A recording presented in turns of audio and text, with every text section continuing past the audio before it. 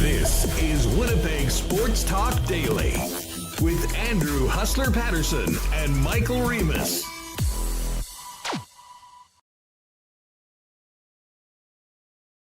Hey, what's going on, everyone? Happy Friday, and welcome to Winnipeg Sports Talk, a game day edition of WST before a big one tonight at Princess Auto Stadium between the Winnipeg Blue Bombers and the Calgary Stampeders. We'll have lots to come on tonight's game, and Tait will join us from Princess Auto Stadium a little bit later on today on the program to set up a big one for the Bombers. They look to get to 2-4 and a little closer to Calgary, as well as the Saskatchewan Roughriders and British Columbia Lions after getting their first win of the year last week. Just a quick note on that. Just finished up the lock shop with my pal Jake Bowen-Moss from Wiebe. People are expecting the Bombers to win. This line was 3.5 earlier in the week. It was 5 yesterday evening. Bombers are now 6.5-point favorites in this game tonight. So we'll talk a little bit more about that when Remis jumps on with me coming up in just a couple of minutes. We certainly have much more than Bomber game to talk about. I'm really looking forward to bringing in Eric Comrie to the show. Eric, longtime Jet fans and viewers of the program know there's a few more pleasant individuals to have a conversation with. Eric, we're going to check up on him, coming back to Winnipeg, being a new dad, the off season, and then we'll get down to a little bit of hockey talk with Eric as well. Maybe even touch on a little fantasy football. So Eric Comrie coming up. You probably, if you've been paying attention to WST this week, have heard a lot of talk about Rutger McGroarty. We're not the only ones. I saw McGroarty trending in Canada all last night on X. It always seems to come back to Montreal. Some underwhelming trade offer from the Canadians being thrown out there by some members of the Montreal media at whatever level, I don't know. But we'll get into that with Ken as well when he joins us a little bit later on in the program, because certainly things haven't quieted down. And I know we've had conversations on this program that have certainly contributed to that. I mean, if you click on McGroarty on X, a number of clips from Winnipeg Sports Talk this week, whether it be with Mike McIntyre or Murat Atesh, will come up. But they're talking about him outside this market as well. And that is part of the unfinished business of the offseason right now. Potentially some clarity, but as we've talked about, there is not really a rush to do this right now. Kevin Cheveldayoff, as is his MO, will wait to get what he wants before a trigger is pulled on any sort of a deal. So we'll touch on that. Of course, we've got the soccer coming up, the Canada-Uruguay game, third place game tomorrow night, and the finals in both the Copa and the Euro coming up this weekend. We'll touch on that maybe a little bit later on in the event lines.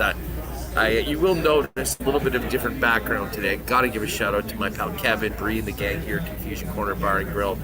Found out very shortly before the game, the show today, that there was some work going on at the pad. The good news is I'm getting fiber, so that should, Remis is very happy about that, so it's going to really improve, hopefully, the streaming quality.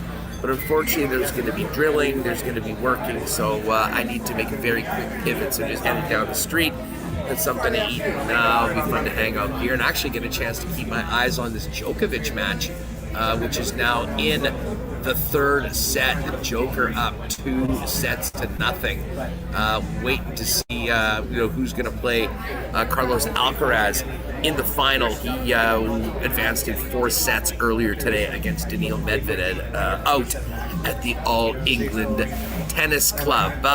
Big shout out to all the sponsors that make this show happen each and every day. Could not do it without them. New episode of CFL 110 is up, brought to you by Garage Living Winnipeg. If you haven't checked it out, do so before the rest of the CFL games this week. It might make a great post WST view, or heck, download on the podcast. Got a great bump on the pod right now. I think we're up to 12 in Canada for football shows, up 117 spots. So a real nice boost. People are finding the show. People are enjoying it. Put in CFL 110 wherever you get your favorite pods. Download it, and that could make for some great pregame listening as Jeff Hamilton and I take you around the league. But huge thanks to our friends at Wiebe, Canada, Princess Auto, Consolidated Supply, Manitoba Battery, Canadian Club. I hope they're stocked up on Canadian Club at the game tonight. What a beautiful, beautiful day for some CFL football on a Friday night to kick off the weekend. Wallace & Wallace, F Apparel, Little Brown Jug. The advantage of being here, I can move about 10 feet, have a post-show Little Brown Jug to get ready for the game tonight right down here at CCBG.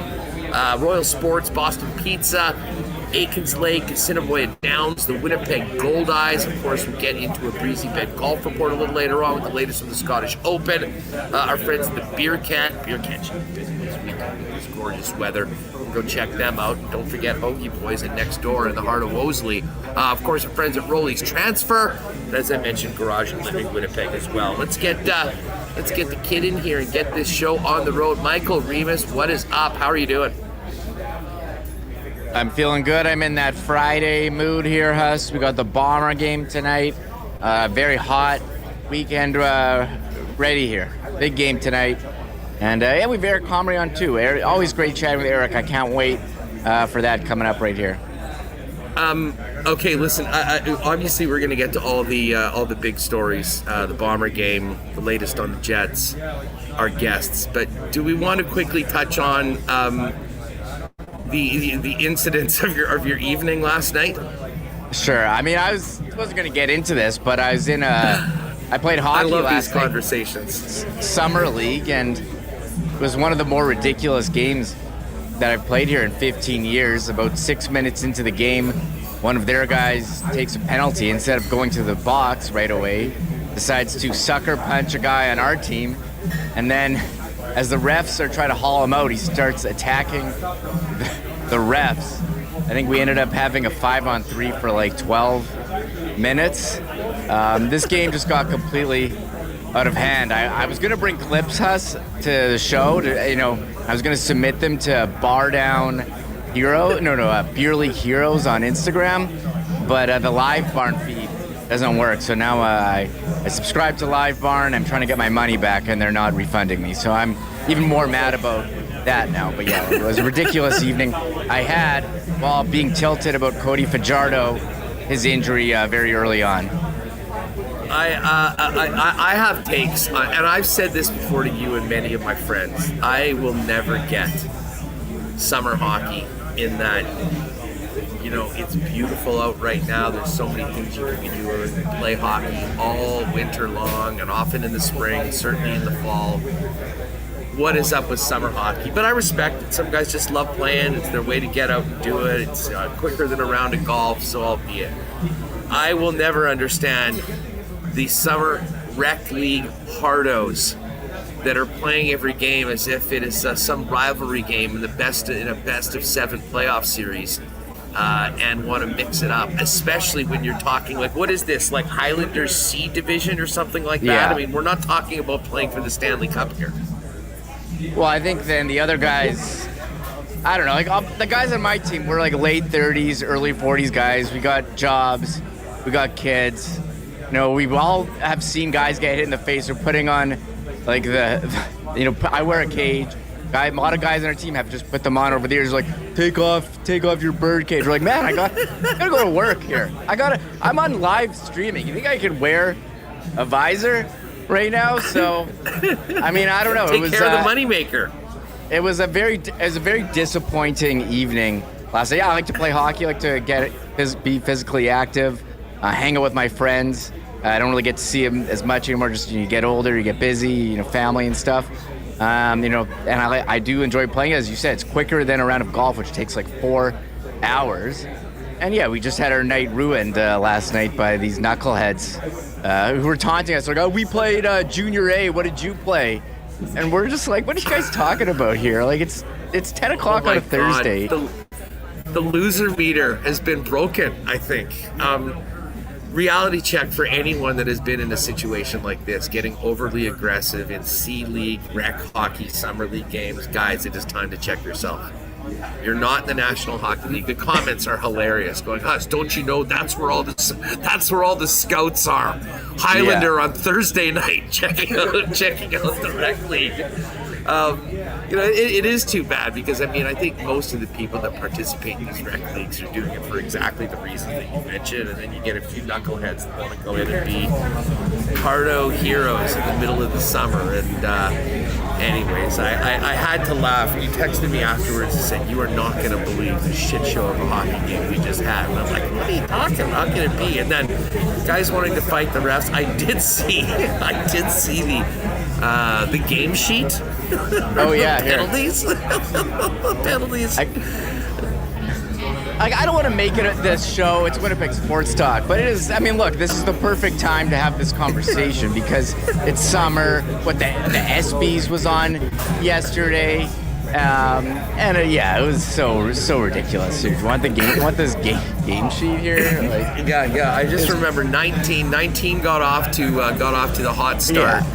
With the slashing, the head contact, and the game ejection. And then 28 with the roughing, the head contact, and the game ejection as well a little later on. You know what? Later on, hopefully these guys will realize that how stupid that stuff is. Go out there, get a good workout, hang out with your buddies. But I don't know. The hardos can ruin everything in many different sports. But I think there's a special kind of hardo in the summer leagues of hockey and around here and everywhere. So take a chill pill, fellas. Enjoy the game. But I'm glad you and your guys didn't get sucked into anything stupid. And even though you get chirped by morons about wearing the cage, there's nothing worse than showing up to work the next day with, no teeth or a black eye. And, what happened? I had a rec league game last night at 11:30. Well, got a little crazy. Well, Rennie was in a game. I think he got a puck in the face or something and had to do sports now with a black eye and was on KNR. I'm like, Rennie, you're on TV. What are you doing, man? And I think he's like, his boss was so mad at him. So yeah, you can't come up to work, and it all takes is one time. I've seen guys over the years get pucks in the face, and then each time more guys on the team put a cage on. I do see. Oh, Jason Roy, rec hockey league guy sounds like softball guy down here in the States. Oh, that reminds me, Jim Rome back in the day had the greatest riffs on softball guy. One of my favorite bits that he used to do on his program. I certainly agree with you. And Coachy does have, listen, as I say, I'm sort of anti-summer hockey. I'd say there's a time and a place for everything. He does make a great point, though.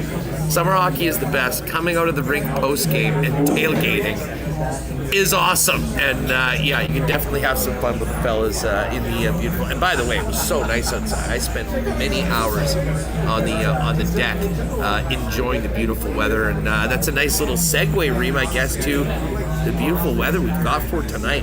What a backdrop for a huge game for the Bombers against the Calgary Stampeders. 32 degrees. Gorgeous sunshine, a great crowd tonight, and a very, very important game for the home team that they really do need to win to get right back into it in the Western Division.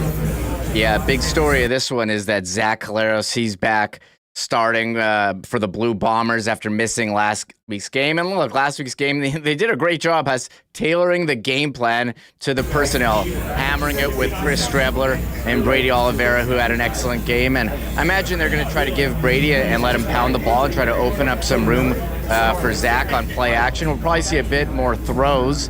These two teams played a couple weeks ago where the Bombers lost in overtime. That was the game where Zach got hurt and Strebler came in and threw the interception in the end zone in overtime. So I think we're very surprised to see that the Bombers are continuing to be favored and the line is increasing, but I think a lot of people aren't buying their record right now.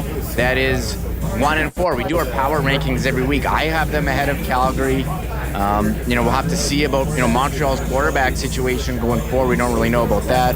They beat Ottawa. Hamilton's the worst.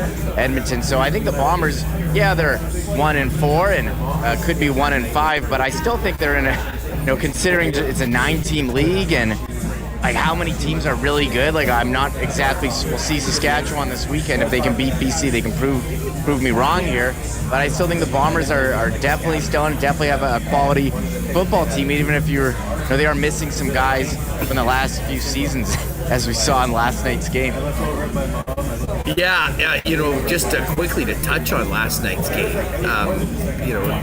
I have been so complimentary of Cody Fajardo. He has been, as I say, it's almost like he sold his soul at the 3-minute mark of the Grey Cup and has turned into a completely different guy. Manufacturing the game-winning drive at the dying seconds to beat the Bombers in the Grey Cup, and then he and his team picking up right where they left off, running the table on a whole on the first 5 games of the season. But that game completely turned when Fajardo grabbed his leg and went back to the dressing room. And very shortly afterwards, you've got a pick 6 from Caleb Evans. To this credit, they did come back and score a touchdown, but I think Toronto knew this was a great opportunity for them, and I got to give Newsom a lot of credit for the way he bounced back from a really, really tough game against the Riders last week with a really strong performance. Yeah, Caleb Evans, we know what he is. He's not a starting caliber quarterback. He's a good on short yardage. And credit to the Argos. I had questions about them with Cameron Dukes, and he didn't turn the ball over. Kadeem Carey's been a really nice addition for them, and it really helps when you having great field position, Huss. That's really important in the CFL. And Janarian Grant, 5 punt returns, 97 total yards, but he had a kick return, TD, 2 kickoff returns, 145 yards. Total, and the Bombers are certainly missing him this year, and he was electric last night and really helped the Argos get an advantage over Montreal. 2 straight games, taking one to the house, and you give up a touchdown. Montreal seems to have some momentum. Caleb Evans getting a little bit of confidence getting into the end zone, and boom, it's convert time. Grant is, and the way he's playing right now, Reman, really the last few years, it reminds me of Devin Hester back when he was, doing things that frankly had never been and haven't been done since in the National Football League. Every single time the guy had the football in his hands, he was a danger to take it to the house, and that is exactly what Janarian Grant has done. And listen, I know, it's very easy to Monday morning quarterback this. The Bombers prioritized Dalton Schoen and Brady Oliveira. It hasn't worked out, obviously, because Schoen's out for the season. But this is a cap league. And they had some really tough decisions to make. And I think erred on the side of the offense as opposed to special teams.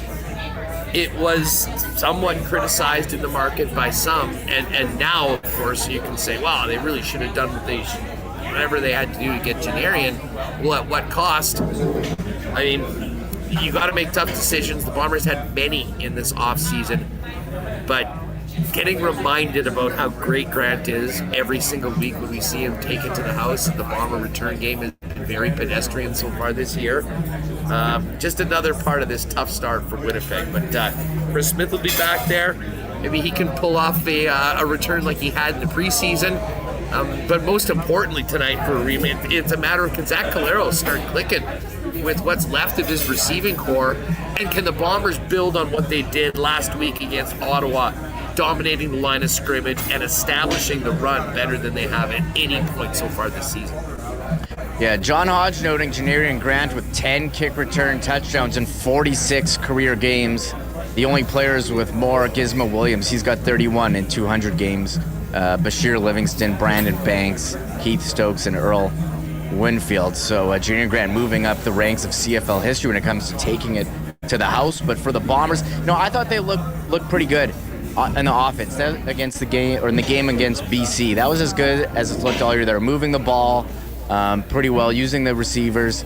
Brady was running the ball nicely, and Calgary game, he got hurt, but I think, it's been a slow start. It's not what we've seen, but, maybe, they didn't have a preseason. Maybe we'll see Zach, keep taking those steps forward and, be comfortable using other receivers. Going to probably relying a lot on Nick Dembski and Drew Woltarski. There's a comfort level there.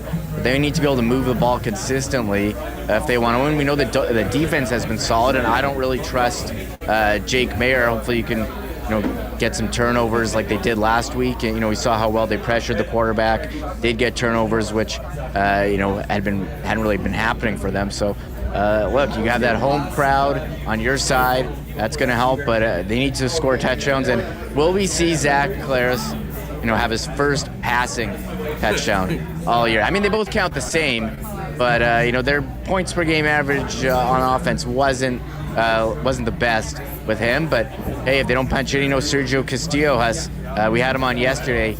He's been hot with the leg. He's been unbelievable. He asked all of the WSTers to have a tequila shot pregame for good luck, and you can post that and tag him on X. Absolutely no doubt about the kicking game right now. Sergio has been incredible. I'll say this about the offense and Zach so far. I mean, listen, Zach hasn't been at the level that we have been accustomed to for the last couple years. But way too much is made about the 0 passing TDs. If you told Mike O'Shea that they were going to run the ball down Calgary's throat and Brady Oliveira was going to get 3 and Strevler was going to get 1, they would be more than happy to take it. And I'll tell you what, Collaros would be as well. It's about finding a way to win and be the best rendition of this offense with the players that are in. And a number of times this year, the Bombers have had deep passes that have gotten in on the verge of the goal line, and they've handed the ball off. I mean, the one time we can talk about is the final 3 plays of the Ottawa game where they had it on the 7-yard line. They passed 3 times and they weren't able to get it in. That was an issue because they didn't get points. But again, it's about scoring right now, and I think the Bombers, as presently constructed, are going to have to do things maybe a little differently than they might have set out to do at the beginning of the year. So we'll get the latest on the blue and gold. Ed Tait's going to join us later on. But again, as I mentioned off the top, very surprised to see this line's moved now to Bombers 6.5-point favorites tonight. I don't know if I'll be touching that, but we're going to roll with the Bomber money line and see if they can get to 2 and 4. And then the other topic we're going to be touching on with Ken at the top of the 2 o'clock hour, Reem, is the latest on Rutger McGroarty. And we haven't really been firing out any trade rumors or names or even particular teams. That certainly has been all over the place on the internet. I think it's tough because you sort of want to talk about possibilities, but again, if things are just sort of made up from non-credible sources, I don't think it does us any service to do it. But I will say this, as I mentioned, there's a lot of interest right now in this player and what the Winnipeg Jets do. And from the sounds of it, there are talks continuing with the Winnipeg Jets as to, a potential move of Rutger McGroarty, despite the fact that he didn't get moved before the draft. But at the same time, I think now that the draft is passed, there's less of an urgency for Kevin Cheveldayoff to do anything right now. So I don't think it really matters or changes anything in the short term. The bottom line is to pull the trigger and make the deal when he gets the best return for the Winnipeg Jets, period. We know Kevin Cheveldayoff is patient. We saw him waiting, over a year to deal Pierre-Luc Dubois.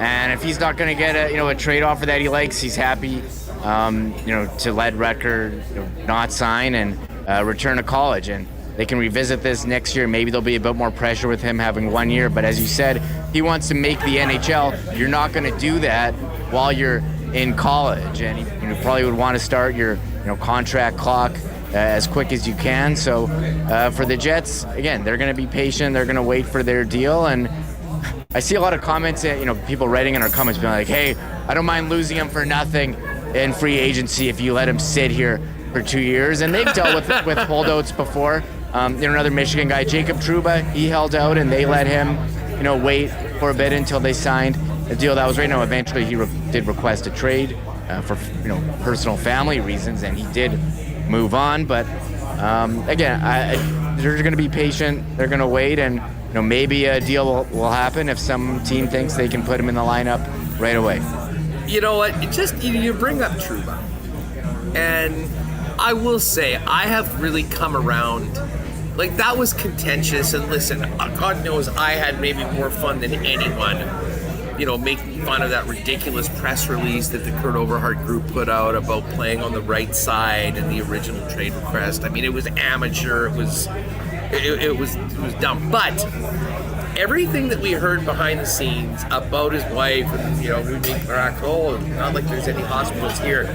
Finding out now what he's going through with the Rangers and the way that they put together his contract, I think honestly puts Trouba in a much better light for people that maybe had vilified him for wanting out of Winnipeg in the way that they did. I mean, that situation right now with them trying to get him to move, the reason why the no move turned into a no trade 15-team list going into this season of the contract was because this was the year that his wife's time at the New York hospital, like a residency, I believe it's called, was supposed to end.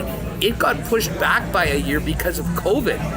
So, he's been dedicated to her, dedicated to their family, has made decisions based on that. And I'll tell you what, I respect that a lot more than some of the other demands that have been put forth to a certain hockey team here in town. But I'll leave it at that, and we'll talk to Ken about it coming up a little bit later on the program. Listen, as I mentioned right off the top, there is a new edition of CFL 110 available for your listening pleasure. We continue to grow on the podcast. If you haven't already, put in CFL 110 wherever you get Winnipeg Sports Talk and give us a sub there as well. And it, of course, is brought to you by Garage Living Winnipeg. Our pal Pat Kanuga, for 20 years with the CBC Morning Show, has moved in now to a labor of love, a vintage car guy. Pat's been probably spending as much time as he has in garages as he was in the studio all those years with the Mother Corp. And now getting great response from WSTers inquiring as to what Garage Living Winnipeg can do for them and their garage. Completely changing and revolutionizing everything about the garage with the polyaspartic floor coatings, a beautiful high-quality made-in-cabinet, steel metal cabinets, slat wall, and more. Find out if you're interested to know what could be done with your garage, how it could be changed, the benefits of it. Give Pat a call, 204-999-1234. We've had a great, and this is growing, and obviously they're getting a lot of interest from what we've been doing and working together with CFL 110. They're now booking installations into September, so if you would like to completely change around, get the clutter out, and honestly, basically turn it into basically a brand new garage, a place to work, a place to play, maybe have the fellas over, give Pat a call, 204-999-1234, and definitely check out their website for Garage Living Winnipeg at garageliving.com. Our friends at Rolly's Transfer are busy right now. Hopefully the guys get it all done today. This is a tough and a busy day to move. Shout out to the movers today.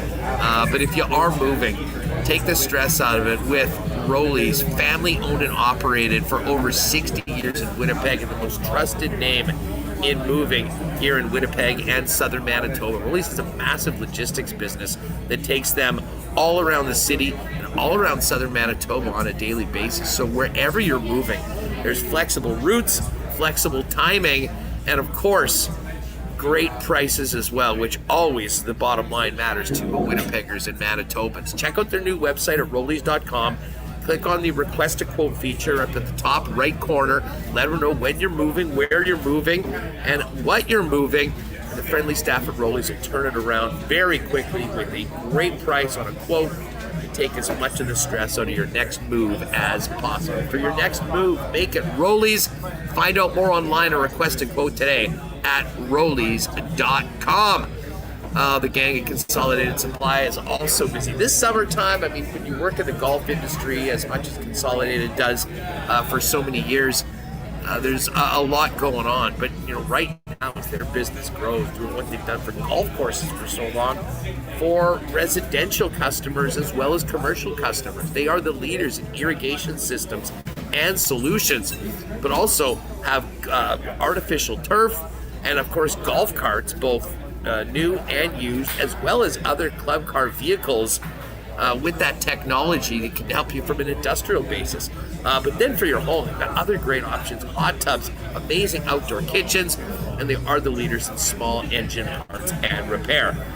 Pop by Consolidated Supply at their showroom, open to the public, 1395 Niagara Road East today, and you can check out everything they've got going on over at cte.ca. And hey, it's another weekend here. What are you doing? You getting on a boat? You camping? Gonna hit the ATV? Listen, whatever summer toys you're using, you better make sure that you got that sucker powered up. And Manitoba Battery has been powering the good times of summer for WSTers since our inception. The original location on Logan Avenue, their brand new location on Dovercourt in the south end of the city, features the biggest and best selection of batteries, all makes, all models, all sizes, at the best prices in town, beating the pants off the big box stores. Donnie and his staff are waiting to help you in store, but you can also give them a call or check out all their great deals at manitobabattery.com and order online. And good news, I know you're busy, you've got a lot going on, they'll deliver it to you for free with any purchase over $60 inside the perimeter of Winnipeg. It's just that easy. For all your battery needs, Donnie and the gang are waiting for you down at Manitoba Battery and at manitobabattery.com. All right, Ken Wiebe coming up in about 20 minutes or so. We'll get ready for the Bomber game with Ed Tait a little later on. I'm looking forward to the marble race today as well. And actually, I see there may be a couple marble contestants in the building right now. There's a couple regulars of the marble race that I see here in the bar right now. So we'll see whether they stick around or do it from here. But right now, let's welcome in, coming back to the peg, Eric Comrie, now back with the Winnipeg Jets. Eric, it's been a minute. Welcome back to WST. How are you? I'm doing great. How you guys doing? We're doing well, sort of the dog days of summer, but tell you what, we got, big football game tonight, and obviously still lots of excitement over the Jets offseason and looking ahead to next year. And I know there was a lot of people that were pretty fired up that you're back in the fold with the organization, being such a popular player. Congratulations. How did it all come? How were you approaching free agency this time, and how did it work out that the Jets were the right spot for your next move? It worked out really well. I mean, I just had a lot of good friends, a lot of good familiarity with the franchise, a lot of good memories there. So I was like, you know what? My wife and I talked about it, and said this would be the perfect spot for us. And it was just, it couldn't have happened any better. We're so thankful for the opportunity, so thankful to be back. I mean, we love the city. We love the people there. We have some of our best friends there. I mean, Mark's one of my best friends. His wife's one of my wife's best friends. I mean, Josh is great. Helly, it's just, list goes on and on. How many great guys are on that team. Well, and there is something to be said for going back to a familiar place with familiar. I mean, and God knows you more than anyone would know it. I mean, I remember one of our conversations on the show after you had done the quarantine merry-go-round of the National Hockey League in that bizarre season, and then obviously going to Buffalo, moving into at this point in your career, you kind of want a place where you know who you're working with, and you also know, particularly as a young father, which we'll get to, that, whether you're playing NHL minutes, backing up in the American Hockey League, you can sort of put down roots and have some sort of consistency to your life. And that's got to be a big, big benefit for a person in your situation. Oh, 100%. I mean, for myself, I'm just so happy back. I just have so many good memories there and so many good friends and family there. It's almost like it's just very nice for me. And this put down some roots, like you said. I can kind of get a house situation where I know where I'm going to live every single day. It's not going to be, hopefully not moving around all the time like I was for a while there. It's just going to be more stable. And I want to make sure I have a stable home base for myself and my family, because that's the most important thing going forward, is really making sure I take care of my family and give them the best lifestyle I can. It's kind of funny because, I mean, I think about, you being drafted and going to development camp and coming into the National Hockey League. But it actually has only been a couple of years since you were last a Winnipeg Jet, because, I mean, you did have that stint in the 21-22 season that, it was probably more of your most consistent play with the Jets that actually earned you the opportunity to go out and get a bigger contract as a free agent. Yes, I mean, it wasn't that long ago. It was just a couple of years ago, and I think I mean, one of the biggest things of being back in Winnipeg is having the familiar with some of the goalie coaches there, like Wade Flaherty and myself, have a very good relationship. We've worked very well together in the past. We understand like what helps and gets me going the best in the ice, and I think for myself, that's something that I was really looking forward to, is just getting back to that familiarity with like those different coaches and different things that help my game a lot. It's always important too, the guys that you're sharing the crease with, working every day in practice with. Tell us about your relationship with Connor Hellebuyck, and what have you thought of his performance in the couple of years you've been on the other side with the Buffalo Sabres, obviously winning his second Vezina this year? I mean, Helly and I are very, very close, very good friends, and we have always had a very tight relationship. I mean, I've played with him I've known him since 2013 was the first time I probably met him. So it's been a little while now. You forget how old I'm getting and how old he's getting. It's been a lot of fun. It's been great. He's such a good goalie. I mean, to see his progression has been unbelievable. I mean, he's the best in the world for a reason. It's the amount of detail he puts into his game. I mean, I was there every single day watching video with him, going over what he wanted to work on in practice and different things like that. And it was special to see the amount of fine detail he takes into his game. And I'm really was no surprise to where he's been and where he's gotten to, because you can just see it every single day, just the accumulation effect. What was the conversation like when the deal got done? You were coming back to Winnipeg. Did you give him a buzz, or had you talked to him beforehand and said this might be a possibility? We were texting a little bit here and there, and I mean, he's hard to get a hold of in the summer. He's busy on the lake fishing all day long, so even with two kids, I don't know how he pulls that one off. I'm happy for him, but I think that's awesome. The Buff plan. Yeah, yes.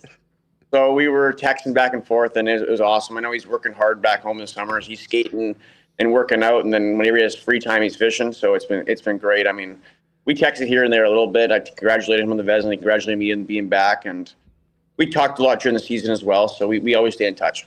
Yeah, you'll certainly get your fair share of each other in a couple months or two, and considering what you guys are both dealing with right now, I imagine that will be welcome. Hey, before we talk about changes in life and all that, you mentioned Wade Flaherty. He continues to get an incredible amount of credit from Connor Hellebuyck for what he's done for himself. Obviously, we've seen what Laurent Brossoit has done for the last couple seasons here in Winnipeg.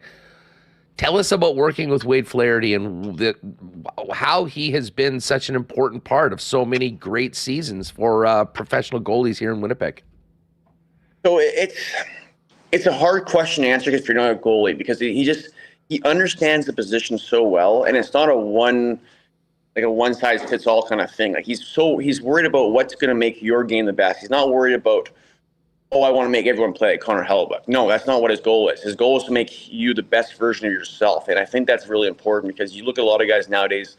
They have a mold that they want you to fit into, and they try and fit you into that mold. Where he is more, I'm going to improve your skating. I'm going to improve this, and we're going to get this better. This is what I see in your game, which is going to take you to another level. And I think it's the amount of detail he puts into his work. Like every single day, he's never just going out there and going through the motions of the ice. He's always early, always ready, always prepared. The video sessions are some of the best you've ever had. I mean, you go through the video, it's just step by step. It's very, very detail oriented, very, very oriented to yourself, which is amazing.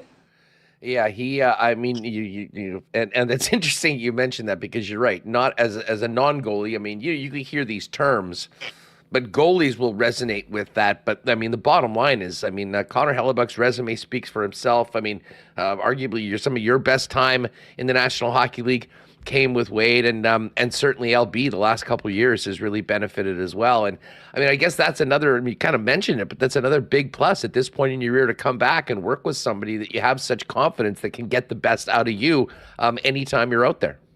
100%. I think for myself, especially, just knowing that I have very good familiarity with the goalie coach and very good familiarity with the organization just adds a lot of confidence to myself, and it allows myself to just go there and be myself and just play my game. And that's all I'm trying to do. Eric Comrie is with us here on Winnipeg Sports Talk. Congratulations are in order. You are a dad. You're 7 months into this new stage? I mean, how different is your life today than it was, say, a year ago or 2 years ago? It's honestly been great. Like, it's been unbelievable. We are so blessed to have the best daughter named Capri. She's been awesome. She's been just, I mean, every single time I see her, she just gets the biggest smile on her face, and it just lights up your day no matter what your day's been like. And it's unbelievable. Like, I'm so thankful and so happy to be able to just come home and see her every single day. It's the best part of my days when I get to see her. She's been awesome. I mean, she's been funny though. She's very my parents, her grandparents, my parents call her mini me. So she's a lot like myself. She's got the exact same personality as me, and she looks just like me. So it's kind of a funny little thing. Well, I had to laugh when you were mentioning what your daughter was like, because it kind of sounded like you were describing yourself. I mean, one of the things, and I think why you were, I've been such a popular player, a teammate, wherever you've gone, is just, the way you conduct yourself, and the fact that you've always pretty much got a smile on your face, and it sounds like you got a little chip off the old block. Yeah, the only problem with me was I was a very busy baby, and she's a very busy baby. She doesn't like to sit still. Like, I didn't like to sit still either, so it works out. It works out really well for myself. My wife is more of a more relaxed kind of person. She's been very busy lately, so it's been good. It's been a lot of fun. Well, speaking of not sitting still, this is the one time of the calendar where you're away from the job and the daily grind. This is the first summer as a dad.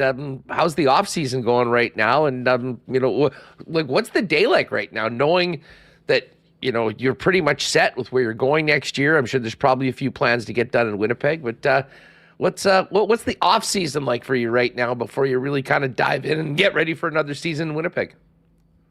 For myself, it's a lot of just, working out, and skating is a big one. I've really been doing a lot of stuff in the gym, getting stronger, getting faster. Skating's been really good. And I have been getting out on the golf course every once in a while, which has been nice and fun. I played yesterday.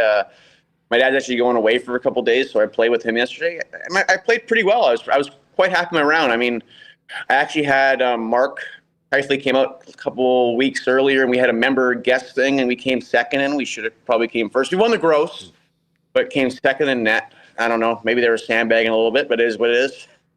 How do the head-to-head matches go between you and Scheif? Well, he gives me some shots, and according to him, he calls me the biggest sandbagger in the NHL. There's actually an article about that. If you look, you can find it online where he actually mentioned that. But he says he's never beaten me. One time we were playing Ban and Dunes together, and I think he was even par, and it was like his best round ever, and I was beating him I had him up 6 or something like that, and he was not very happy that night. I can imagine that would drive him, of all people, that would drive him nuts. Yeah, but my handicap's got a little lower, so he's not quite as he's really low. He's like a 0.4 or something like that. He's really low, but I'm down to a 4.9, so we're getting closer now. So it's a little bit scary now when I play against him. Well, it's neat. We've seen Mark play in the Manitoba Open in the past. I believe it's Dylan Sandberg that's getting an opportunity to play this year, kind of representing the team. Well, and that's the thing. And, you get to an event like that on PGA Tour Canada, and you just realize how incredible the players are. And, a lot like professional hockey in a way. If you didn't know, you might think the gap between the American League and the NHL was this massive, massive gap. Once you get there and start watching it, you realize that there's, a ton of players in one league interchangeable with some other players given the opportunity and a right break or two. Pro hockey is very, I just think hockey in general is in a very good spot right now. You look at the game right now, I don't think it's ever been better. I watched the Stanley Cup playoffs this year. It was the best hockey I think I've ever watched in my life. The finals of Edmonton versus Florida might have been the best hockey I've ever seen ever. And it was just so much fun to watch every single game. The speed, the skill that they have in the game nowadays, it's insane. And I just think right now, I don't think hockey can be in any better spot than it is. Eric, well, speaking of the playoffs and watching from afar, obviously, unfortunately, the Sabres did not make the postseason. How much did you pay attention to what the Jets have been doing the last couple of years, but especially last year where they had that great season, 4th overall in the NHL, 52 wins, 110 points, but then really having a tough 5 games against a great Colorado team, and a playoff run that started with so much promise being over certainly before everyone here in the Peg had hoped. I watched a lot of the playoffs, and I think the Jets had just an unbelievable year last year, and they deserved so much better. And to go up against that team is really unfortunate in the first round, because that's one of the better teams I think that they could have faced. And I think they could have went all the way if they didn't lose those guys to the suspensions and a couple of different things here and there. They had some distractions. I mean, that Colorado team was built for the playoffs. I mean, that's one of the best teams I think I've ever seen. And like, they were unbelievable. That first round against the Jets was one of the best hockey teams I've ever seen play Colorado. It was unbelievable. Like, they couldn't be stopped. I don't care who they were playing against. They were going to win any series against anybody. It was unfortunate that Winnipeg ran into them in the first round, but I think if you play almost any other team, they have a better chance than against Colorado did. Yeah, well, I mean, that is one thing about the Central Division. You're coming back to the neighborhood, and the neighborhood is still a tough one.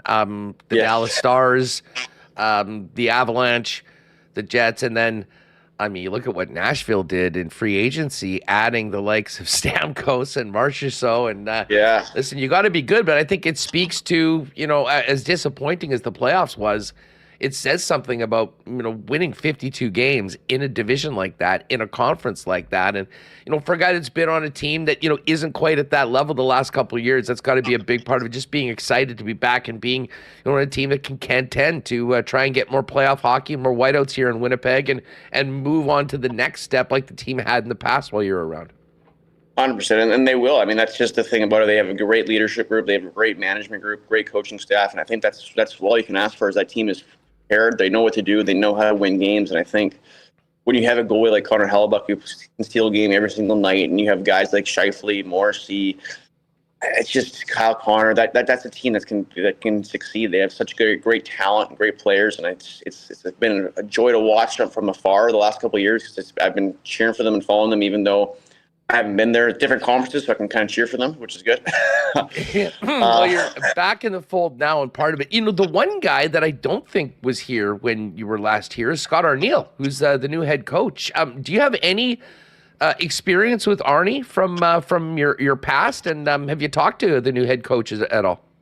Yes, I talked to him, and he seems awesome. He seems great. I've talked to a lot of guys on the team who really like him, really like what he's doing to the team. He says everything's going in the right direction, and that's all you can ask for is that everything's going everything's going the right way, and everything is really happy with the way things are going there. So they're really happy with the systems, with the way they play, the game plan, and that's the most important thing. And so I'm really excited to get to know him a little bit better because I know I've been on a lot of teams, but I've not met him yet. So I'm very excited to meet him for the first time. Well, and the funny thing is that, he had time here with the Moose and then back here with the Jets, was a player before. And you've been here a few times, but just it never has met. And but I do think, what your teammates say, I can tell you from a media perspective and just someone that's known him for a long time. Absolutely a great guy. That I think from hearing him and his excitement about the team and getting this opportunity, a second crack at head coaching in the National Hockey League, there will be a lot of excitement, not just from the players, but the coaching staff as well, with an entirely new group taking over for Bones heading into the season. Eric Comrie's with us. Eric, it's amazing. I'm thinking back to speaking with you the first time after you got drafted in 2013. It's now 2024. You're aging me a little bit now. Your dad, well, and myself. Listen, it works the same for all of us. Yeah. But you're coming back at a very different time in your career. And, the Jets have two young goaltenders that have been drafted or signed in the last couple of years, Thomas Milic and Dom DiVincentis. What do you remember about coming into the organization as a draft pick, cutting your teeth as a pro, and what do you think you bring now as a veteran, considering your experience, that might be able to help those two young men as they begin their professional journeys, to hopefully ending up at some point in the future with the Jets? Honestly, I think the biggest thing I remember is just how welcoming the organization was and how friendly everything was there. I think you go to a lot of places and you think you get overwhelmed, you get a little bit scared because it's like, okay, if you don't play good, you're done. Well, here it's don't get me wrong, it's still a business. You got to play good, you got to succeed, but it's also, they care about you as a person. They care about you as a human being. They don't just throw you to the wolves and expect you to just be fantastic. They work with you. They teach you along the way. They want you to be the best person you can be. And I think that's something that's very important. I think that's something that you can't take for granted. That's why I love the organization so much, is they really care about you, not only as a player, but also as a person. And not every organization is that way. And I'm just so thankful that they're going to be experiencing that and they can learn from that. And I think myself. I mean, I've been through it all, so I can kind of help them and guide them along the way as well. Just like I've had a couple guys do the same to me. I had Hutch. I played with Pavel a little bit down there in the American League. Play with Helly. So I've experienced it all. I've been through a lot of different things, and I think I can help different guys through that journey. Eric, it is awesome to have you back in the program. Now, in the past, you more than any other guest, I think, from the Jets, I've always liked to. I mean, you got a lot of clubs in your bag when it comes to sports and being a sports fan. I mean, there's some guys that are just completely focused on one thing. You are not that guy. But I do have to ask you, Remis was mentioning this off air. You're a noted fantasy football player. There are some unique challenges in the first year after becoming a father when it comes to GMing. How is your prep going on right now? And have you thought about having to juggle all of your roles as a father, as a professional hockey player, and as a fantasy football GM? I'm a little bit nervous about it right now because I haven't been following up to date as much as I should be. So I'm a little bit nervous with where I stand. In my last 2 years, I wasn't as good a performance as I would have liked. I had a keeper league in Buffalo. I have a keeper league with a bunch of my friends around in Winnipeg. So I have to make sure that I have to get some stuff in motion to see who I want to keep and stuff like that. I mean, I had a pretty good team.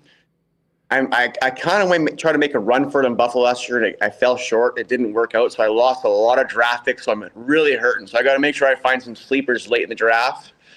I'm a little bit nervous about it, but I'm really excited because every Sunday, my wife got Capri a little shirt that says on Sunday we watch football with Dad. So I'm really excited about watching football with her and just on the couch and just cheering for my players along the way. That is awesome. And you know what? From a team perspective, I mean, talking with you and a bunch of the guys while they've been in Winnipeg, that like the internal competition in the fantasy league on the squad is a real thing. And I imagine you're looking forward to coming back, even with new teammates, mixing it up in a new league this year in that Winnipeg Jet dressing room. 100%. I mean, it's always fun to get into a new league. It's always fun to see new faces, new players in the league, and how they manage their team. Because you never really know. Because a lot of guys manage their team very differently. But you never really know what they like to do. Whether they go wide receiver heavy early and running back heavy early. I'm usually a running back heavy early guy, and I think last year that kind of hurt me because there was a lot more valued running backs later in the draft than there were early in the draft last year, and I think that really hurt me last year, and I was really disappointed because, I mean, my one keeper league team, I had Bijan, and then I had Nick Chubb early, and then I had who was the other? I had another star running back really early. I forget, but I had a really good team, and it hurt me a lot. Nick Chubb really hurt. It was unfortunate. It was a sad injury to see, but I had a stacked running back room, and unfortunately, it did not work out for me. Well, I'll tell you what. When you're back here, we've always got a spot for you on WST. And even if, there's a lot of hockey going on, we could just talk fantasy football with you sometimes on that as well. So I would love to talk anything. I love anything sports. I watch all sports. I mean, I'm watching the golf, the Scottish Open this week. I got the British Open next week. We got... hey, did you watch the soccer? Like Copa, the I watched Copa? a lot of Copa. I've watched a lot of Copa. I've watched a lot of the Euros. It's been unbelievable. Canada, I was rubbing in my wife's face. She's American, so I was rubbing in her face and saying that we're the better soccer country and we're That's coming true. to the top. And unfortunately, Argentina beat us. So it was still actually a good game. I mean, Argentina's a really good team, and I think the game before where they won was unbelievable. It was the penalty kicks was insane. I loved it. I couldn't stop watching. I mean, my brother Mike has got a couple boys that play soccer. That it wasn't the most pretty penalty shooter of all time he's ever seen, but it was exciting. Just before we go, as a goalie, a guy that knows what shootouts are like in hockey, what is it like watching these soccer games when they go to penalties? And what do you think? Are you thinking about it from a goalie's perspective, or are you just like a regular fan saying, "Okay, nail it there in the top corner and turn the light on"? In the Canada game, I was really nervous. So I was kind of on the edge of my seat, kind of going, "Oh no!" Because when we missed the first one, I was like, "Oh, you gotta be kidding me! We're not gonna win this game." And then all of a sudden, that was unbelievable. I was watching more as a fan, but I believe I was watching. What game was I watching? The other penalty might have been the Euro, where I was watching that one, and I was like watching it more as a goalie perspective, saying, well, "I don't understand."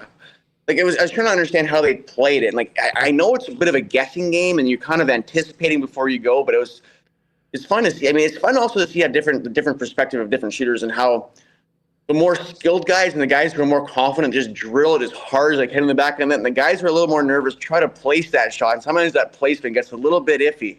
Well, exactly. It seems like they're waiting a little bit extra to get a tell from the goalie and then just making sure you're going in. That's what happened in the Canada game. The guy missed. I mean, first guy, he just kind of hit a soft one. I went wide. I was like, oh, man. Like, he just seemed like he's just kind of placed it a little too good.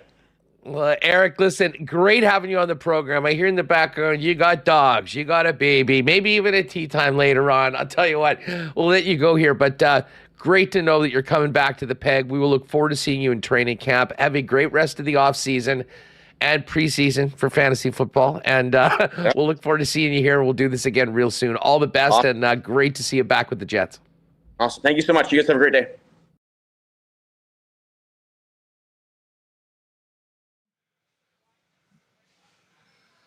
All right, good stuff with Eric Comrie. Geez, we've lost our photo here for a minute. Well, while we try and figure that out, let me tell all you Bomber fans, get down to Princess Auto Stadium early tonight because the Princess Auto tailgate party gets going at 5:30 p.m. What better way to get ready for to cheer on the Bombers than $5 beers, $3.50 poppin' hot dogs, entertainment, OB pregame show, inflatables for the kids. It is the place to be before getting into your seat along with 30,000 of your closest friends and cheering on the Bombers, hopefully to their second win of the season. Huge thanks to Princess Auto for their support of Winnipeg Sports Talk and, of course, our entire Winnipeg sports scene. Princess Auto, founded, headquartered right here in the Peg, coast to coast, but with 2 locations here in Winnipeg, Panet Road, Portage Avenue West. And, of course, you can shop online 24/7, 365 at princessauto.com.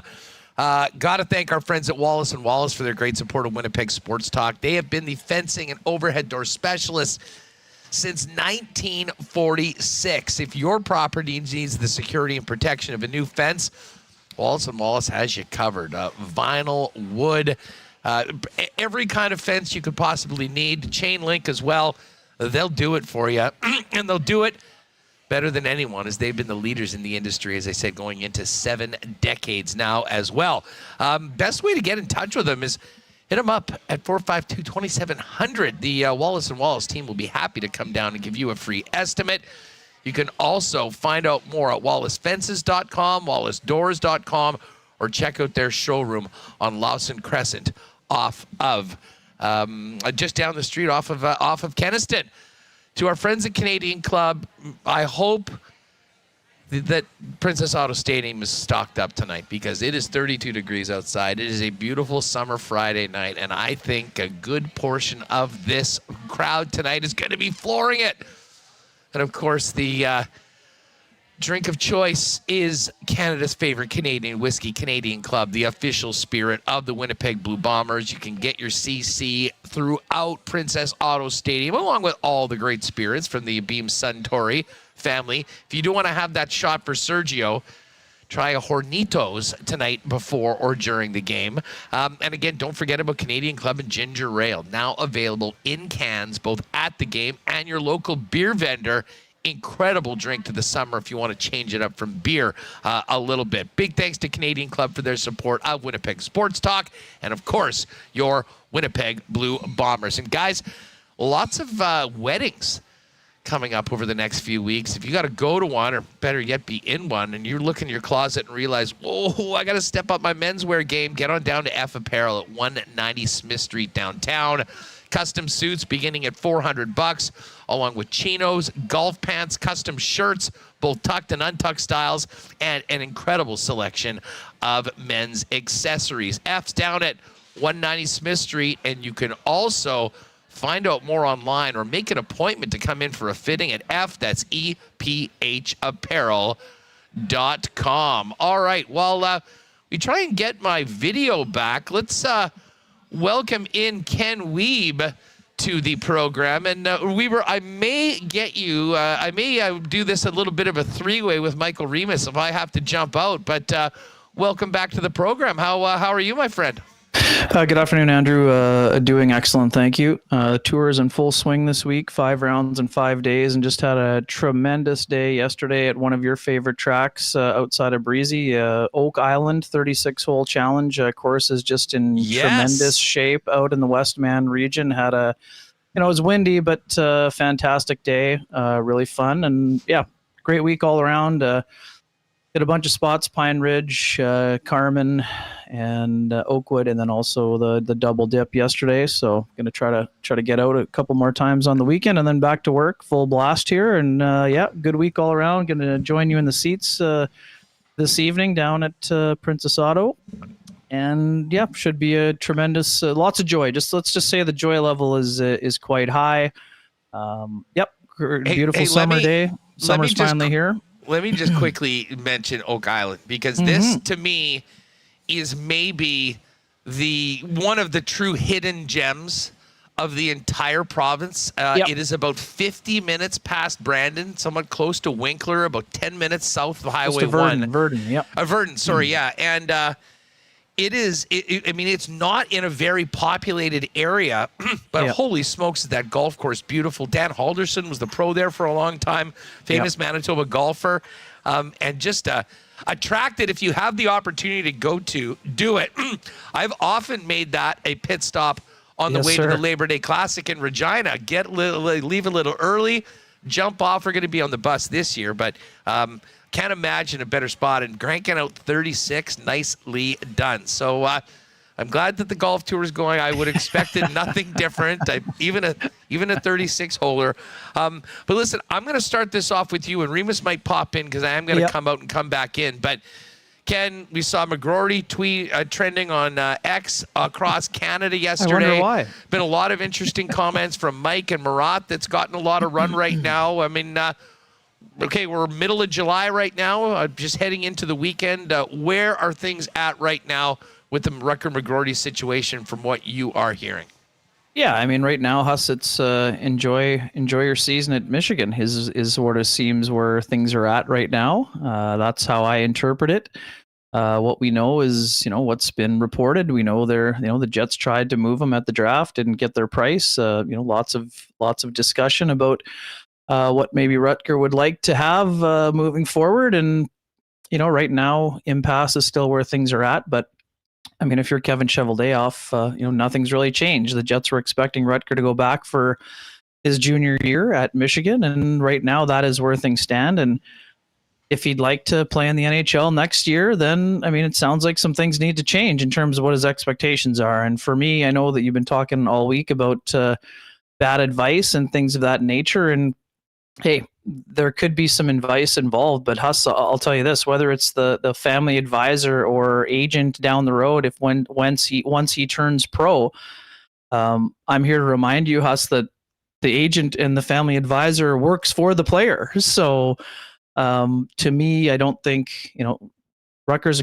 from all accounts and our dealings with him, very good person, but ultimately, he's the one making the decisions, and he has to be the one calling the shots, even though, yes, of course, you trust your advisors and things like that. But so to me, it'll be interesting to see how things transpire here, where things move. I mean, we should also say this, Huss. I mean, at this point in July, back in Mason Appleton's timeline, he was scheduled to be the captain of the Michigan State Spartans, and a couple weeks after development camp, he decided to sign his first pro deal. So things could change. And yes, and I know you've talked about the potential for there being a reunion here with the Jets and McGroarty, and sure, that's on the table too.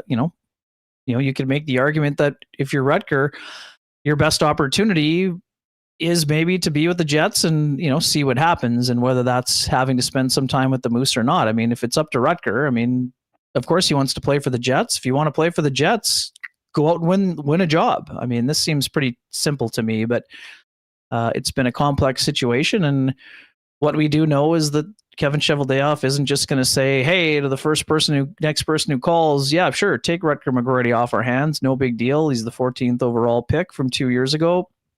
But Huss, I'm the same as what you've been saying. I mean, if you're Rutger and you think the path to the NHL is there for you to start playing now, are you willing to sit out on 2 full seasons of NHL work? That to me doesn't seem like a very likely scenario either. And the thing to remember for some folks who don't know the timeline and how the rules work, it's not like Rutger can play those 2 seasons and then turn pro and be a free. You're not a free agent until August, so you're basically taking the next 2 seasons off the books completely. There's no, playing at the end of the year or whatever else. So to me, I don't see him playing his senior season at Michigan, but unless something really changes. But to me, there's a lot of unknowns still and a lot of options available. But I don't see Rutger McGroarty in the Jets opening day lineup. I guess that's how I would put things right now. But what that means in the long term and the long range future and forecast, I mean, we'll see. But what we know is it's not just the Jets who feel that he may need some time in the minors. I mean, that's how I interpret things. And other than that, I guess we'll sort of see where things go from here. If we've heard Murat and Mike, your colleague, on the show this week saying other teams feeling like maybe they can't guarantee him a spot. Do you think there's some kind of chance that he could be like, well, maybe my best shot is here with the Jets, or we at a stage of irreconcilable differences? I mean, it's impossible to know without being in those conversations. We know the Jets would love to leave the door open because he's a player that they value, Remo, right? I mean, in terms of how the Rutgers camp feels, I mean, it's one thing if the team that has your rights is saying that. It's another thing if there are other teams saying that as well. And I mean, this is very simple to me, Remo. If there was a team that was willing to guarantee him a spot and meet the price would be met and the trade probably would have been made. But to this point, that has not been the case. So that would lead me to believe that, we're still going to be at a standstill for a while. And, there's really I know there's been lots of debate with lots of other people on here. I mean, pressure points, I mean, sure, it's easy to say, yeah, I mean, there's pressure to move him before the deadline. But, I mean, in terms of Rutgers' value, Rutger will determine if his value goes up or down, and he can't afford for his value to go down if he wants to be somewhere else,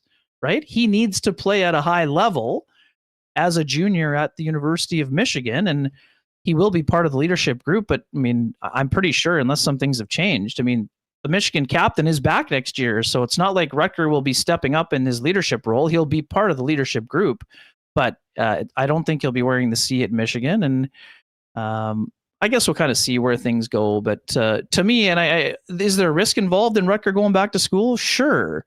But what would lead us to believe that this player is going to regress as a player? I mean, he'll be highly motivated to increase his value and try to move, if he wants to move elsewhere or end up joining the Jets after this junior season, Remo, he's going to want to play great hockey.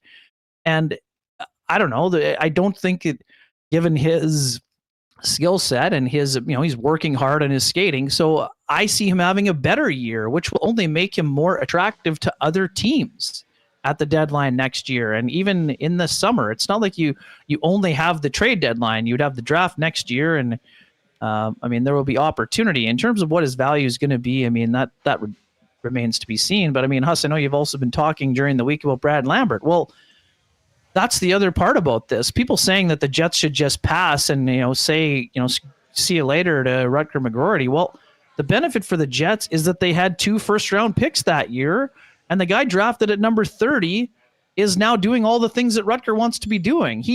Brad Lambert is knocking on the door for a job. So whether that's this fall, which it really well could be, or at some point during the year, I mean, he's doing everything that Rutger wants to be doing. So I don't know. The Jets are not in any hurry to make a move. If they were, they would have made a move already. So, and whether it's because they want to try to get him back or if they think they'll have to move him later on, I mean, we'll see what happens. But I don't see there being any risk with waiting on Rutger, to finish his junior season. And, we'll see what happens from there. Kenny, and I get why I think a lot of people are talking about it. It's sort of some of the slight unfinished business. A lot of things happened. There was a few deals. But this is something that if people, and maybe it was because all the reports said that he was likely to be traded before the deadline. Everyone wasn't expecting it to happen, and it didn't happen. And now it gives a lot of people, with not a lot of stories happening around the hockey world, something to get into. But I'm sort of with you. Like, there will be pressure points. It's not for a while right now. And if we know one thing about Kevin Cheveldayoff, he's not getting pushed into anything, and he'll be as patient as he needs to be to get the deal done that makes sense for the Winnipeg Jets. For sure. And I mean, the thing about that is that, like I was saying when you were trying to get back in, I mean, unless Rutgers' plan was to go back to school. I mean, Rutgers chose that plan. The Jets wanted to sign him. So it's not like the Rutgers out here saying, oh man, that team didn't want to sign me. That's not what the case is. I mean, he wants to turn and start making money. Well, that's up to him, but it will come in a scenario where he's going to have to go out and earn it. And, the thing I mean, Huss, I know you've been talking about it all week. I mean, there aren't a lot of jobs open, and that's not to say there won't be competition for jobs. But if we're looking at the roster, it's not like it is in Columbus or Chicago. It's not a baked in, here you go, have a middle six job here. The Jets don't have a lot of those jobs open at this point unless someone is stealing those jobs. So, yeah, I mean, we'll see what happens. And I was saying, I mean, I'm not sure that we can take the player completely off the hook. I know a lot of people have been talking about bad advice, and there may be some advice that Rutger is following, but Rutger ultimately has to decide. It's his career. He needs those people work for him. So I don't think we can completely take the player off the hook here either. But again, you're a young player. You see your buddies doing what you're doing, and you want to do what they're doing. But it was him that made this choice. So he's going to have to live with the results unless something changes here. Yeah, no, you're right. Now, listen, I've said this a number of times. I mean, we've seen more contentious situations turn around and get solved. I would say it's probably more likely that he doesn't play for the Jets, but I certainly say that there's a possibility that whether it's cooler heads prevail, they revisit it at some point, things turn around and he becomes here. But for the sake of our argument, let's talk about what a trade for McGroarty would look like. And listen, I can't think it was Murat. Again, we've talked quite a bit about this week.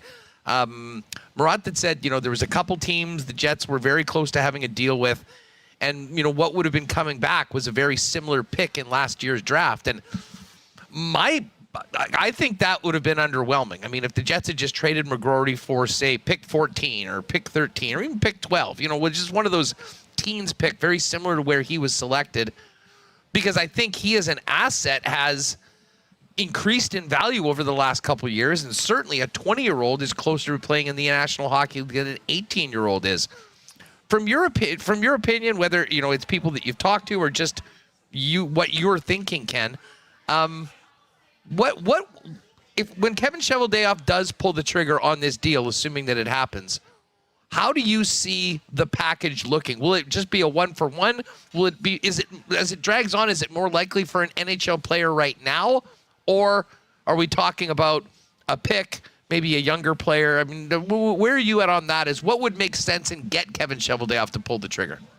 Yeah, Huss, I mean, the thing about this here is that's the problem, right? The problem is, how do you determine the value of a player who has not established himself as an NHL player? He's established himself as a very good prospect, but that's what he is. He's a prospect. So you're either trading him for a established prospect or you're trading him for a future draft pick. And I mean, the Jets, would they prefer a Denton Matejchuk, a guy from the same draft class who was drafted, I think, a couple picks earlier? Of course they would, because the Jets are in win now mode. They want someone that can help them in the next year or two, if not immediately. That's not to say they wouldn't take some element of futures, but they can't really. They're trying to win now. So that first round pick is helping the Jets in 2 or 3 years, unless somehow it's a top 5 pick. And what team is giving up a top 5 pick for Rutger right now? I don't see that being a situation that is, appealing to those teams, even though they would value Rutgers' services for sure.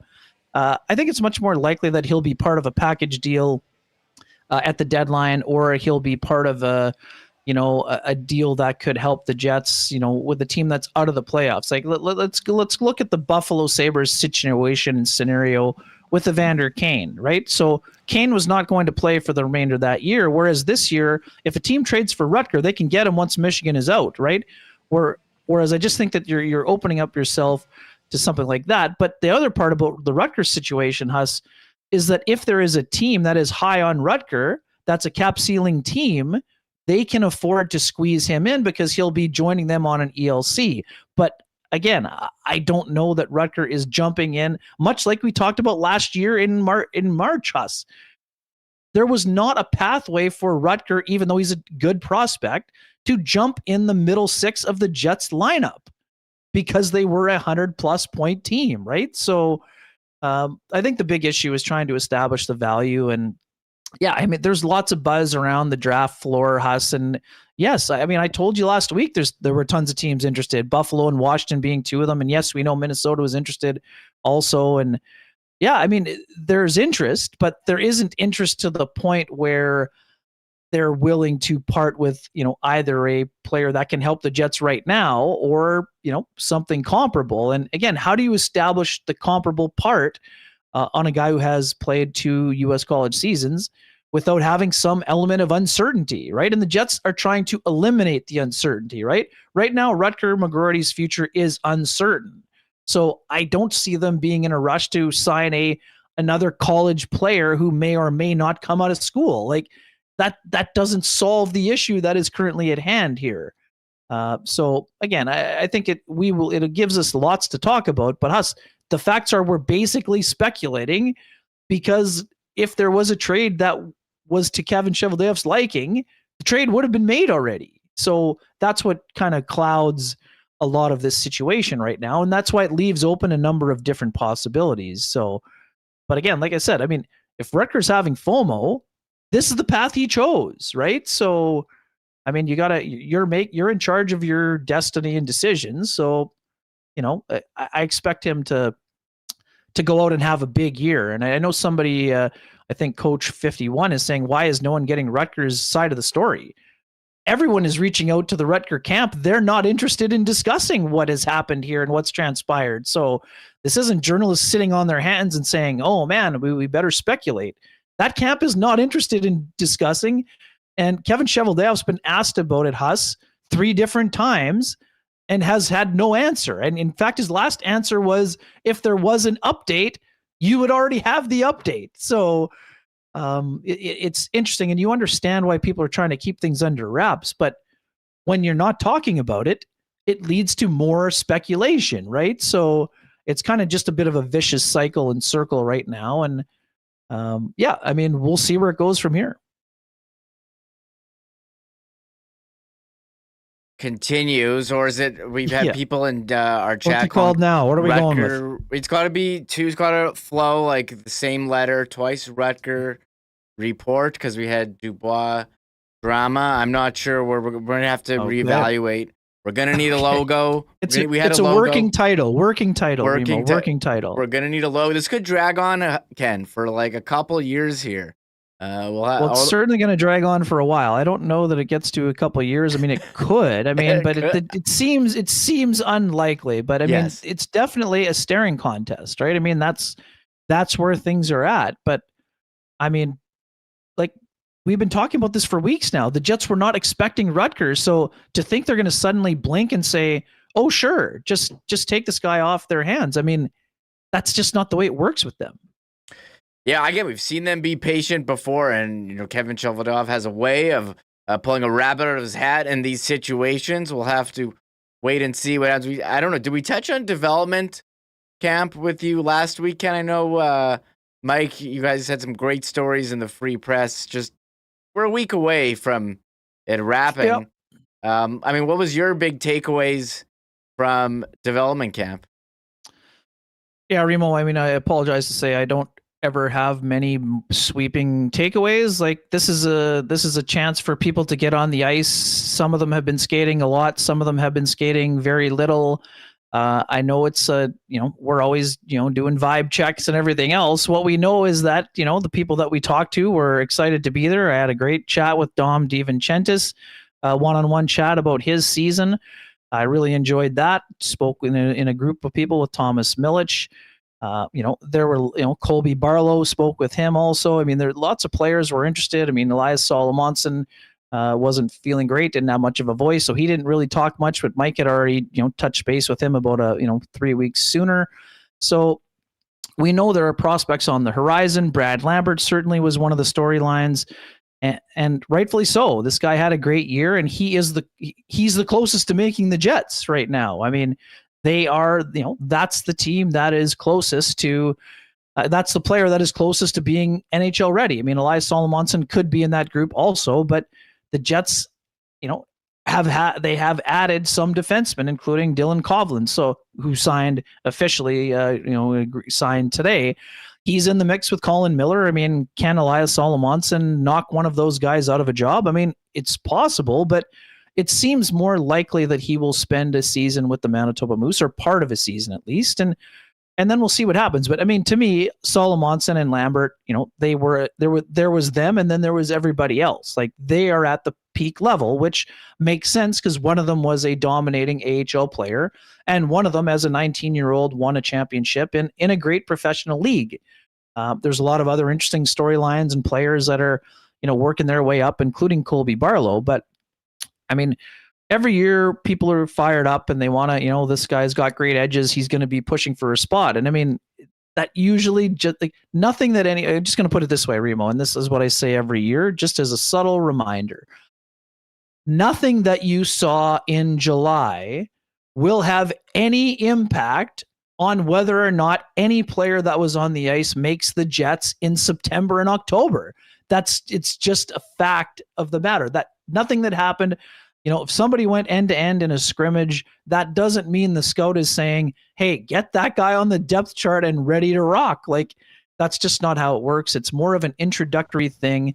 These guys are around, you start seeing people, how they mesh with others, who are the leaders, who are great, pickleball, like nothing that happened on a pickleball court will impact if someone can make the Jets, but it's a good team bonding experience for these guys. So, what I saw is that there were a lot of players skating around and getting to know one another. And, I know last year we made this big deal out of the bromance with Rutger and Colby Barlow, and that was fine. But it wasn't like no one was stopping to sign autographs this year. Those players did the same things. When they walked from rink to rink, they signed autographs. That's what they do. That's what it's all about. There's great interactions. But I mean, at the end of the day, there's a lot of players that are still quite a ways away from being NHL ready and being NHL players. But the one thing, Huss, that I really enjoyed, and I know I mentioned it on Twitter, and some people may or may not have seen it, but one of those cool moments, a former line mate and teammate of mine, his son, Tait was one of those college invitees. Dan just turned 50 and I'll be 50 next March. It was kind of cool that seeing his son out there, skating around with, future Jets prospects. So I thought that was kind of cool. Dan, for people who don't know, Dan Deneau's from St. Jean, Manitoba, played for the Pembina Valley Hawks and Winkler Flyers, and has moved to Red Deer, and got 3 sons that are hockey players, including one who's at Merrimack College. So that was kind of a cool thing, Huss. Kenny, can you hear me okay? Yes, I can. Yeah. Okay, perfect. Yeah, sorry about that. Again, I don't know what's up with the video. We've lost it. We're trying a few different things, but it's not a 24-minute rant on the second line center position here. So we're just out here doing our best. It's funny. We're waiting. That's August. That's August. I'll tell you what, though. I mean, listen, we kind of went through the latest on the McGroarty story, and you talked about what is uncertain right now. Where are we at? The other thing that's somewhat uncertain is the future of Nikolai Ehlers. And we haven't heard a lot on that. I mean, I think, would you agree it's probably likely that Nikolai starts the season with the Jets? And are you hearing anything on that? And how do you believe that will play out? And how realistic might it be an extension for Nikolai Ehlers? Yeah, Huss, I don't... My view is the same, and we've talked about this a ton. My view is that Nikolai Ehlers is comfortable going into the last year of his contract. I mean, would he like some certainty? Sure, but if you're Nikolai Ehlers, you need to see how things are going to go under Scott Arniel before you're signing an extension, right? I mean, otherwise the extension would be signed. So If you're Nikolai Ehlers, you've spent, I think, 9 seasons. You're ready for 9 or 10 seasons in the organization. You know where you have stood to this point. You are a, very good point per 60 player. But what's next for you? Are you a first line player? Are you a first power play player? Are you playing more with Mark Scheifele? Do you find incredible chemistry with Brad Lambert? I mean, all of these things will improve his status and stature as he prepares for that next deal with the Jets or whoever it's going to be. So, I mean, is it possible Nikolai Ehlers is traded? Sure. But it was also possible that he was going to be traded at the draft. And it's the same thing, Huss. Last year at this time, we wondered about Mark Scheifele in Boston. We wondered about Connor Hellebuck and New Jersey, or Connor Hellebuck and Carolina. So I'm not predicting a Thanksgiving weekend extension for Nikolai Ehlers, but what I am thinking is that the Jets haven't liked the offer so far, and unless they get a better offer, they'll roll with Nikolai Ehlers being in their top 6 and expecting him to produce at a high level, because Huss, same as McGroarty in college, Nikolai Ehlers wants to be a first-time 30-goal scorer. Nikolai Ehlers wants to be a 80-point player, because if he is both of those things, there will be a much longer lineup of teams that want to sign him to another long-term lucrative contract, including the Winnipeg Jets. So Nikolai Ehlers, I mean, we've heard it from everybody. Scott Arniel's gone out of his way to talk about Ehlers. So is Kevin Cheveldayoff. So unless he's going to be replaced, and again, we're not talking about the Jets trading Ehlers for a future first-round pick. They're not giving away a top 6 performer for futures. They're trying to win now. And Nikolai Ehlers helps them win because he's a productive player who, has been part of this core group for a long time. So I don't see him being on the move unless the Jets get blown away by an offer. And again, if that had happened, it would have happened already, to me anyway. Yeah, no, listen, I'm with you on that. I hope that he starts the season. I'm interested to see if he's used differently under Scott Arniel, and maybe that changes the situation. I do know, though, for an asset of the value of Nikolai Ehlers, if the season's going really well and he's productive and they don't have anything get done and there's not a lot of talks and it's totally within his rights to say, you know what, I'm going to take this to July 1st and see what is out there. It's not the way the Jets want to go about it, losing him for nothing. And then, you have a very tough decision in and around the deadline as to whether you make a move if you're a playoff team. It's a tough spot for the team to be in. I honestly, Huss, I know we talk about this a lot, and it's one of the few times that I'm on the other side of the fence as you. It's not a tough spot, because if you're trying to win a cup, you will have players on expiring contracts. And again, other teams value Ehlers, but if they're not giving you comparable value, it's not giving him up for nothing. The Jets will have had 10 mostly productive and many outstanding seasons of Nikolai Ehlers' services. Oh, I agree with you on that. Listen, 100%. I just mean that I think there would be value for them. Like Nikolai Ehlers at the trade deadline would be in demand.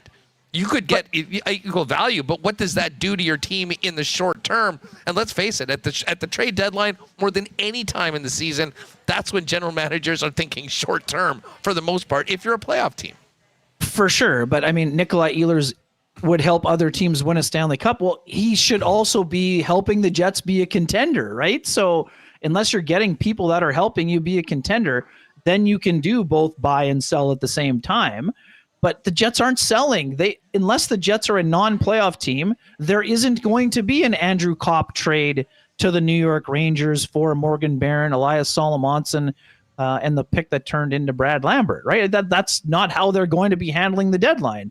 They're going to be adding probably a top 4 defenseman, right? So I don't see Ehlers going anywhere unless, like I said, unless there is and you've been talking about this, Huss, unless there is an offer for somebody who is a comparable talent with team control, they'll roll the dice with Ehlers and hope that he has the best year of his career, because Ehlers' motivation is to cash in on his next deal and to win. I mean, let's not just paint this as Ehlers only wants to, cash in.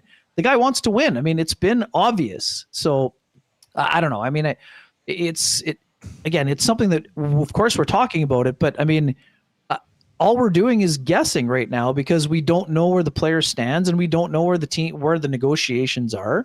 But what we do know is that they've had a lot of good years together, but there's another level for both the team and the player to reach. So can they do that together? I think they can, but now it's up to both the team to provide a little better situation, potentially, and also for Ehlers to force them into playing him more. I mean, that's the other side of the situation for me. Kenny, great stuff. I guess it's back to work next week, and I have a feeling this won't be the last time we speak about one Rucker McGroarty or Nikolai Ehlers in this offseason. But listen, it'll get a little quiet around the league, but there still is lots to discuss on WST when it comes to the Winnipeg Jets, and it sounds like people outside this market talking about this team as well. Have a great weekend, and hopefully we will see you at the Princess Auto Stadium tonight for the big game. Huss, I know where I'll find you. I know where to find you. And I'll see you at halftime. Have a good chat with Edward, and have a great day and a great weekend, my man. Let's get out soon. Lawless sighting tonight at the game as well. Keep an eye sir. out. Keep Eyes an eye are out. open. Keep an eye out for the big guy. Great stuff with Ken Wiebe. Again, I'm working through this, but it's a little radio style today. We got the still photo, but the podcast listeners won't be interrupted, at least. But shout out, and again, apologies to people on the YouTube for the technical glitch on my end here with this camera. Listen, we're gonna bring in Ed Tait to set up this big game tonight. If you haven't already, you got to get ready for this game tonight. And I would suggest that if you were tailgating beforehand, make sure to grab yourself some Little Brown Jug generic lager. Incredible beer made right here in Winnipeg. Basically, that taste you love from your domestic beers, just better. And no one does it better than Little Brown Jug. And I've seen some folks popping in from the Folk Fest. Of course, Little Brown Jug, proud sponsor of the Folk Fest. It's going to be a little steamy this week if you're heading out to Birds Hill. So make sure to hydrate with some 1919s or generic lager. You can pick it up down at the brewery and tap room on William Avenue at your local vendor or liquor marts and anywhere that sells great beer. Make it a Little Brown Jug weekend with 32 degrees and sunny for this big game tonight. By the way, if you are heading down to the game and you don't have your blues on like I have, but you can't really see it right now, get on down to Royal Sports on your way to the game. Royal Sports, incredible selection of Winnipeg Blue Bombers merch, T-shirts, jerseys, and more. Probably don't need any hoodies or anything like that with the heat tonight, but Royal Sports is the spot for that. We've got a ton of soccer merch as well, including Team Canada. And this is a great time to jump on those Canada jerseys. We've got the big third-place game tomorrow. And then, of course, our women kicking it off, defending their Olympic title in Paris in a couple weeks as well. Royals got you covered there, not to mention new NFL merchandise coming in. Blue Jays and Major League Baseball, NBA, and more. Not to mention soccer, softball, tennis, running, tons of bikes, great Yeti section for you campers. It's all there at Royal Sports at 750 Pembina Highway. And, of course, you can also check them out on Instagram at Royal Sports Pembina for the latest merchandise drops and sale information. Our friends at Boston Pizza are going to be ready for the game tonight. If it's a little too hot for you outside, but you're looking for a great spot to watch the game, the next best place to being in the seats at the stadium is your local Boston Pizza. The big game on the big screen with big sound as always. Enjoying those ice-cold schooners, world-famous Boston Pizza wings, gourmet pizzas, and more. And if you are staying at home, you can always get the great taste of Boston Pizza hot and fast to your door by ordering online at bostonpizza.com. And we're thinking about Little Brown Jug today. This is going to be a perfect weekend for the beer can, whether it's after the Bomber game tonight, after the Sea Bears tomorrow, which is the Sea Bears after party. You can play a little bear pong. They've got prizes going on. When it's nice like this, there is nowhere better in this city to be than the most beautiful and best outdoor beer garden, bar, and restaurant than the beer can just over the Osborne Bridge, adjacent to the Granite Curling Club. And while you're there, grab a Golden Gal burger from Cosmos, maybe some chips and queso, my personal favorite. You can also get the great taste of the Cosmos boys at Hoagie Boys. down on South Osborne, as well as cooking up great wings and more at Next Door at 116 Sherbrooke. All right, let's bring in Eddie Tait from BlueBombers.com to get ready for what should be a steamy one at Princess Auto Stadium tonight. Edward, what's going on? How are you? Us, I'm good. I just finished playing golf, which probably wasn't a wise call when it was so hot here. So on the way to the office, I got the biggest Slurpee I could find.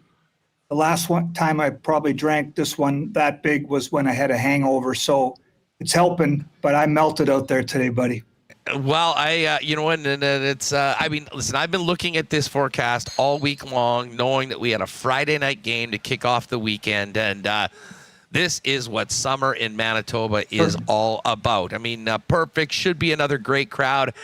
And listen, this is a big, big game. I mean, the fact that the Bombers started 0-4 put them in a situation, a very unfamiliar situation for the team and their fans, in that there's a lot of work to do to catch up to the rest of the Western Division. And mission accomplished last week without Zach Collaros getting the win, led by the offensive line and Chris Streveler, Brady Oliveira, and the running game.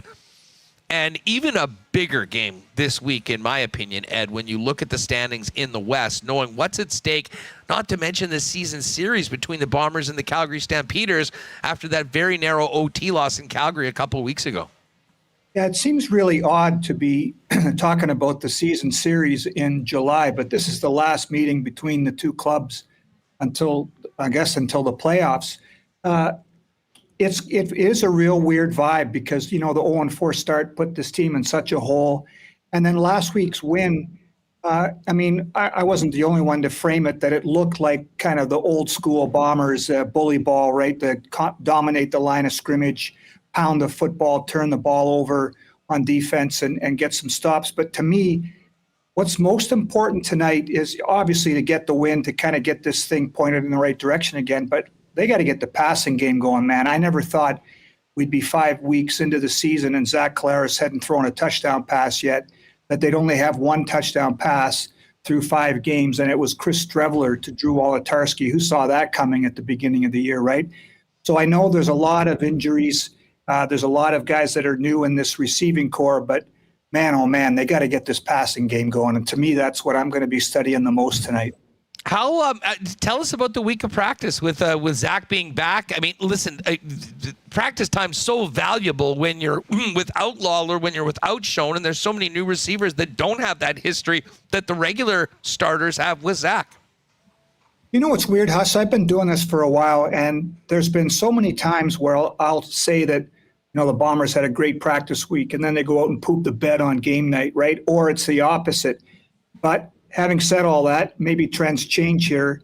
The Bombers had a real good week of practice, and I thought Zach Collaros had a very good week of practice, and that's a good sign, because things have been off a little bit to start this year, and he doesn't have any kind of chemistry with 3 of the receivers and Kevin Sklarcius, the draft pick, and 2 CFL rookies and Josh Johnson and Pokey Wilson. But I started to see that this week in practice. One practice this week was closed. I poked my head out and watched a little bit of it. I think there's something coming here, and maybe we expected too much of these young guys too soon. It's just, when you take a Dalton Schoen out of the lineup and a Kenny Lawler out of the lineup, and you're already without, Rasheed Bailey left in the offseason and Jamarcus Hardrick left, that's a lot of change to the offense, and maybe it's taking more time than we thought. I'm hoping that what I saw at practice this week leads to something good tonight, because I keep saying it, man, but if they don't get this passing game figured out, then the rest of the division's going to run away from them in a hurry here. And I'll say one thing that I think bodes well for the passing game. It was the performance of the offensive line last week and the emergence of that running game. And, that had not been the case for Zach earlier in the year. And I think that can only help the Bombers, and particularly QB1, if they can establish Brady Oliveira early in the game and get that dominance on the line of scrimmage that we're used to from this football team. Yeah, that's an excellent point. When I say I want to see the passing game going, Huss, I don't mean that Zach's got to throw it 50 times tonight or throw for 400 yards. I mean, if that's happening, then you don't have any kind of run game, right? So this team's at its best when it's balanced. And if you can get a combination of Brady and Strevler pounding the football and then Zach taking care of things when he's passing, I think that's the best formula for Winnipeg. And what we saw last week was maybe an idea of what should happen going forward more. I know a lot of people have been talking about more packages or more on-field looks with Chris Strevler running an offense. Maybe you have to bring him out there on more second and medium, second and short, and just let them grind it the way they did last week against Ottawa. Maybe you need more packages out there when he's on the field with Zach Collaros, because he can do that, and it would just make the defense approach things a little bit differently. I still think there's a ton of talent on this team, and there's a ton of talent on offense. So they got to find the right mix of run, pass. But you're right, Huss. That's the foundation, right? Is pounding the football. And with Brady and Strevler doing it last week, if you can now augment that with some passing, man, I still think this could be dangerous. I've had a lot of time for the effort and, which is what this Bomber defense has done. I mean, they, like the offense, has been hit with some adversity early on in the season. For the most part, they've done a really good job at keeping the team in games and giving them an opportunity to win. Where's the defense at coming in? I guess there's just one roster change this week, but it does involve a guy that was very prominent in the game last week that's now not on the roster. Owen Hubert comes back in. Will start. He was already on the roster, but you're right. Ali Fayad, the defensive end, was released. That's the one change. I was talking to somebody this week, a Bomber fan, and he talked about, are the Bombers old? Are the Bombers too old? And I've heard that a lot, and it kind of makes me chuckle now. And I don't mean to throw this in anybody's face that said that. That narrative is just old in itself. It's changed, right? Because you talk about the defense, Huss. Owen Hubert, an 8th-round draft pick, is starting at defensive end. Jamal Woods, a CFL newcomer, is starting at D tackle. And you've got Jake Thomas and Willie Jefferson. The linebacking core is the same. The secondary's got 2 basically rookies, and Terrell Ford, who has a little bit of time with the Bombers, and Terrell Bonds at corner. So that's changed. And then you couple in the changes that I mentioned in the receiving core, Clarcius and Wilson and Josh Johnson and Dobson in his first year as a starter at guard. That's a lot of change. This isn't an old team. This is a team that's undergoing a transformation. And back to your point about the defense, that's changed too, right? You've got a new coordinator in there. I think it took a little bit for the players that have been around to figure out what Jordan Younger was calling and the different looks he's got. He's got so many different personnel packages. But I think there's something coming there. Since that game against BC a couple of weeks ago where they gave up 500 net yards, the net yards have dropped dramatically. Now, they played Calgary, and I think it was 307, and then Ottawa last week, and Drew Brown was knocked out of the game. But the offensive net yards were under 300. So that's a dramatic change for the better in the last couple of weeks. I think this defense is coming along, and I think what we're seeing from what Jordan Younger has done with the different packages, I think this is going to be, as it goes on and as people get more comfortable there, going to be a harder team to figure out how to attack for offensive coordinators and quarterbacks because of the variety of looks they give. Eddie, what was it like seeing our old pal Lucky Whitehead back in the building? And, of course, he's on the practice roster right now. I mean, what does his presence do maybe for the pressure on the guys that are getting playing time maybe earlier than expected to produce with Zach back in the lineup tonight?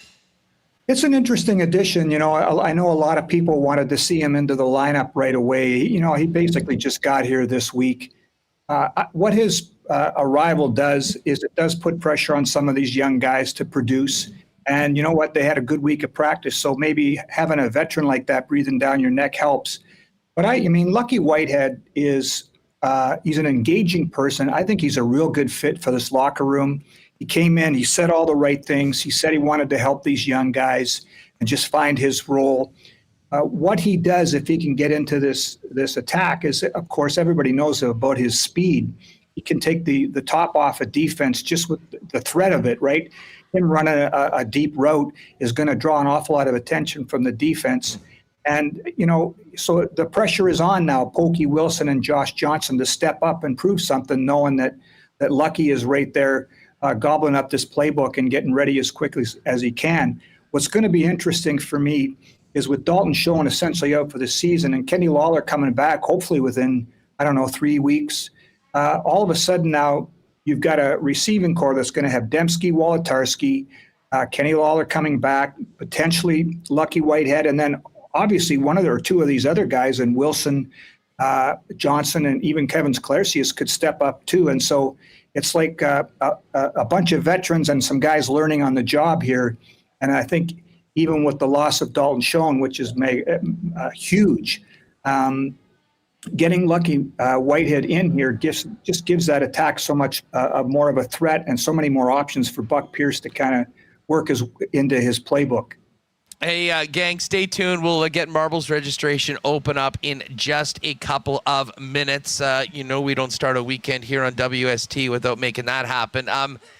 Ed, you can hear the collective groans around Bomber Nation every time Janarian Grant gets the ball and takes it to the house again last night. I mean, we talked about it at the beginning of the program.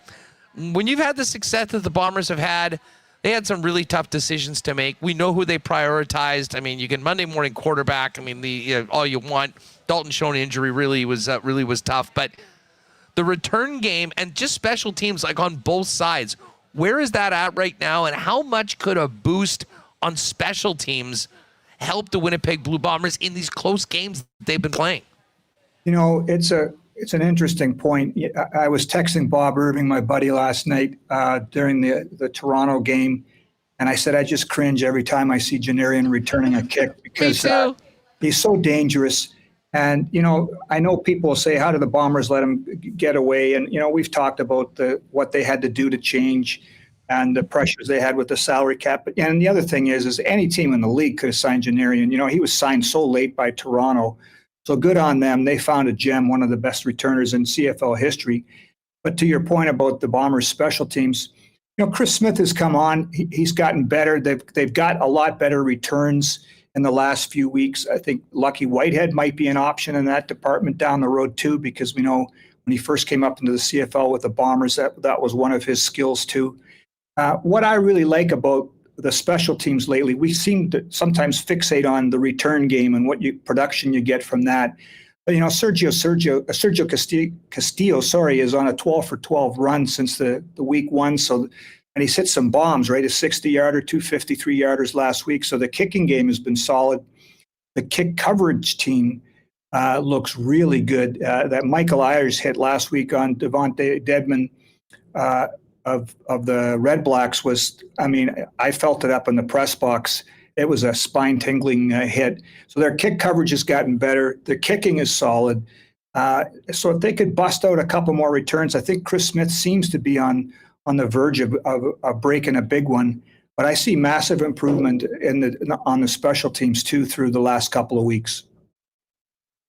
Ed, what did you think of the game last night? Toronto, nice bounce back for the Argos. And listen, Cody Fajardo going out was a huge point in the game. Caleb Zevin throws that pick six. But actually looked pretty good coming afterwards. But this is a huge game for Toronto to get off the mat after a couple tough losses over the last couple of weeks. Yeah, it was a bounce back's the right term to describe what the Argos did last night. Cameron Dukes, they were tied in that game against Saskatchewan. He throws that pick six and things just go sideways from there. Toronto's an interesting team because, I thought that Ryan Dinwiddie kind of reeled Dukes in last night and had a better game plan for him where he was tucking the ball and running when there wasn't something there. And just, in terms of the passing game, settling for the short stuff and letting his receivers do some work instead of forcing it downfield like he did in the loss to Saskatchewan. Toronto's got a really good defense. We saw that last night. We've seen that in this long run they've had. It just goes to show you the fine line between winning and losing in this league. And when you take a starting quarterback out of the game, and, Montreal was without their starting safety, Marc-Antoine Ducroix.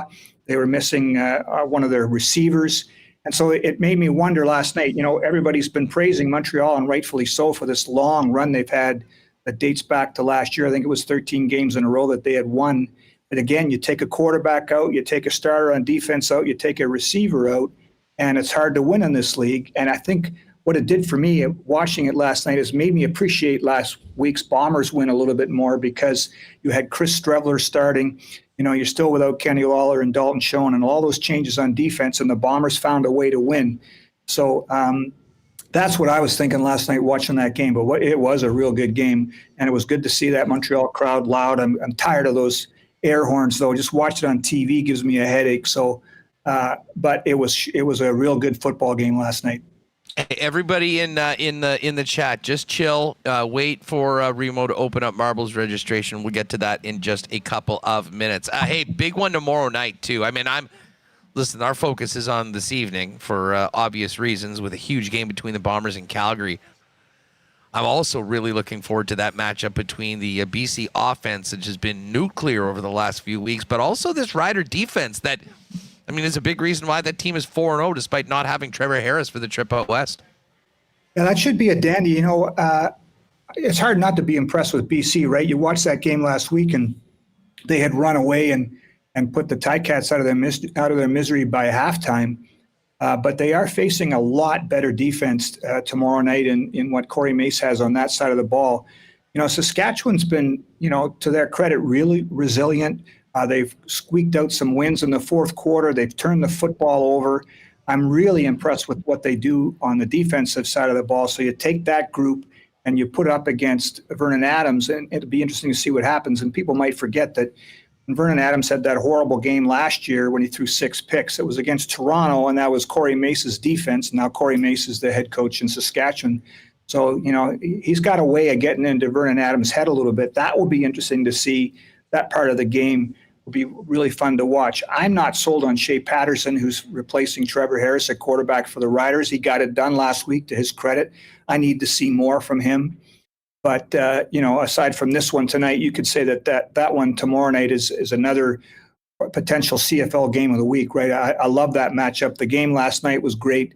And so let's hope that tonight's measures up too. Eddie, just before we go, we know it's beautiful outside. It's going to be a hot one. The stands are going to be packed. Anything that Bomber fans need to know before coming down to Princess Auto Stadium and hopefully taking part of the Princess Auto tailgate party before the game?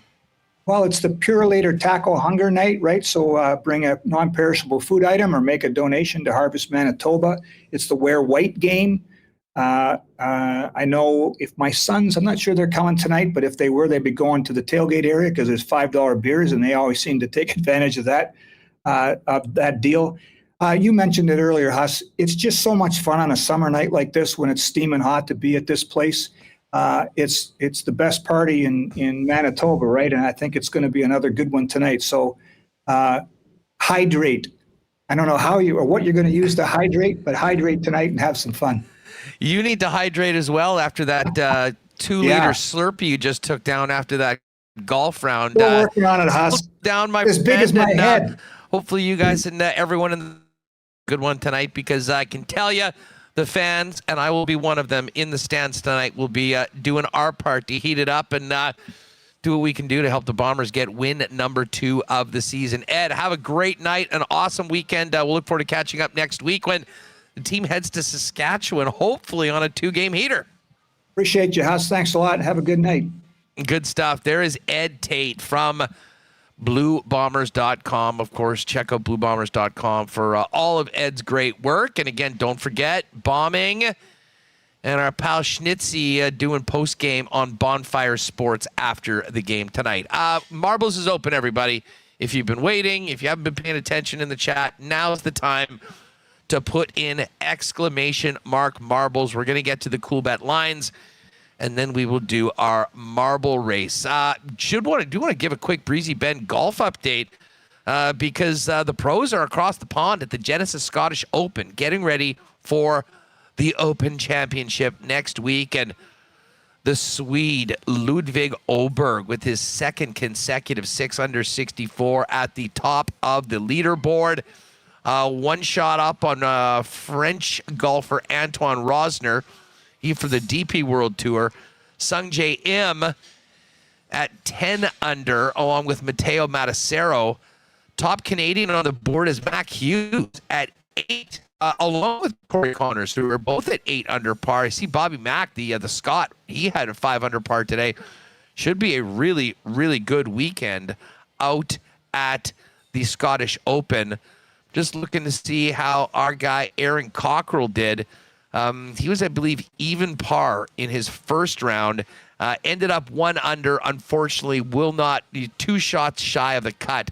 So no weekend play for Manitoba's Aaron Cockrell out at the DP World Tour. Golf Report's always brought to you by our friends at Breezy Bend. We'll have lots of open content next week. Looking forward to that. If you're thinking about an incredible long-term golfing home for you and your family at one of Manitoba's top private courses, talk to Corey Johnson at the clubhouse at Breezy Bend about membership for 2025.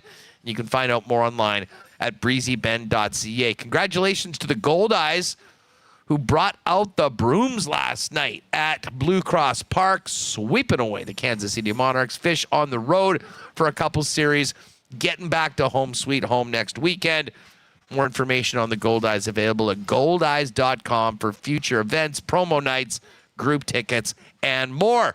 And a huge shout out to our friends over at Aikens Lake Wilderness Lodge. Man, it'd be nice to be on the lake today. I just only have to wait a few weeks.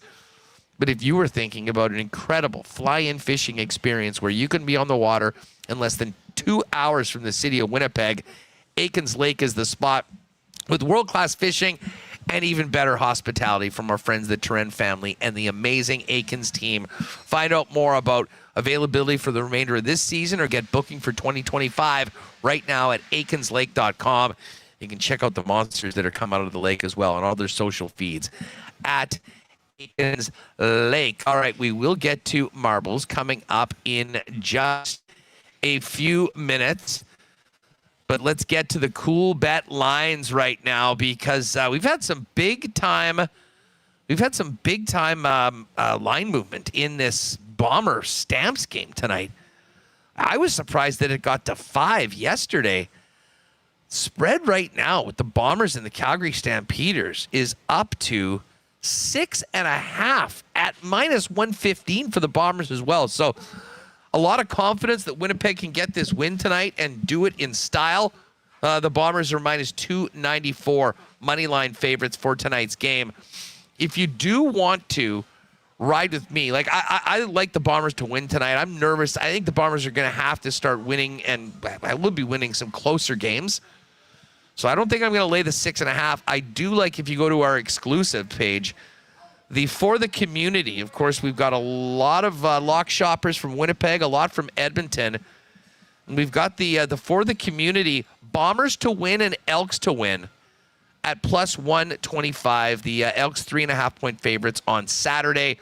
And a game tomorrow night in the Canadian Football League is the BC Lions 7.5-point favorites against the Saskatchewan Roughriders. Again, you've got one 20% win boost to use a week in the Canadian Football League. So whatever your favorite pick or parlay is, make sure to click that green button and get the boost when it comes to it. And check out all the exclusives, tons for the CFL as well. We've also got the soccer coming up. And, Spain is favored to beat England. Argentina, a big favorite. You can just do the chalk. Spain and Argentina both to win. That's in these exclusives at +190. Matt Iwanik's been hot, so we leaned on him. The Iwanik Big Brain Special. He likes England to win Euro, and he likes Colombia to beat Argentina. +485 if you like England and Colombia to both lift the trophy, and that's win in regulation or win in penalties. I like Spain to win in 90 minutes over England, and I'm thinking a draw between Colombia and Argentina. That is the ride with us in the exclusives at +725. And for you CFL bettors, don't forget, screen cap your bet, email it into contest@winnipegsportstalk.com for a chance to win a trip for two with me and the 1930 crew to the Labor Day Classic, transportation to and from Regina, 2 nights hotel, tickets to the Labor Day game, cool bet swag, some swag from the tour. So get those in. We'll announce a couple more qualifiers tomorrow. Blue Jays opening a series tonight as a +110 dog in Arizona as well. Soccer and more. When you get to Coolbet, make sure to check out the exclusives. And if you haven't played there before, use the promo code WST for a 100% bonus up to $200 on your first deposit. All right. Well, Reem, we've come through. This is kind of a throwback. It feels like one of the old being a BP just to sling it on the radio right now. And again, apologies on what's happened to the camera. I don't know, but I do know that we've got a marble race to officially get things going here on WST on a Friday night, on a game day Friday night before Bomber Stamps this evening at Princess Auto Stadium. Yeah, well, no one's leaving, Huss, because they can't see you, but they can hear you very clearly, which I think is very important here. So you there, Reem? Yeah, I am. Oh, you can't hear me? Maybe because let me leave this thing. I am having a tough time hearing Michael Remis. I hope you guys can right now. Maybe exit and maybe we screen shared before with this as we get to hopefully Tristan Rivers' music.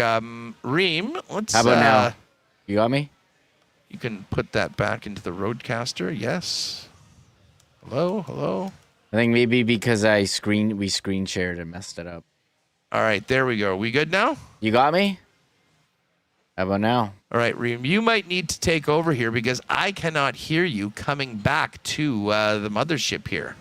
Huss is doing his John Cena impression. You can't see me. Yeah, what a mess here. So I don't know. We're doing the perfect. marble race. Let Remo set up Tristan Rivers' music and the marbles, and we'll see if we can get this going. Yeah, radio isn't dead, but Huss's laptop is. Over to you, Reem. I'm just gonna play the music and then we'll get. So 1 sec.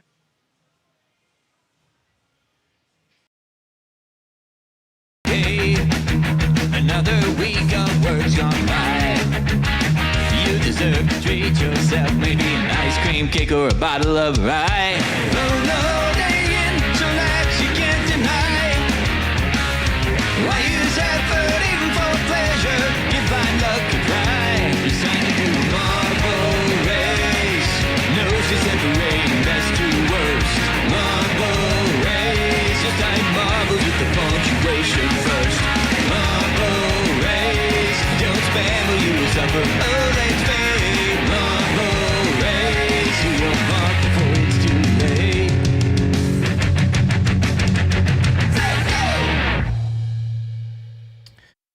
There we go. The Green Day version. They're in Minneapolis later this summer. Big weekend. I don't know if anyone's doing it. I think Metallica Friday, Sunday, Green Day in Minneapolis on the Saturday.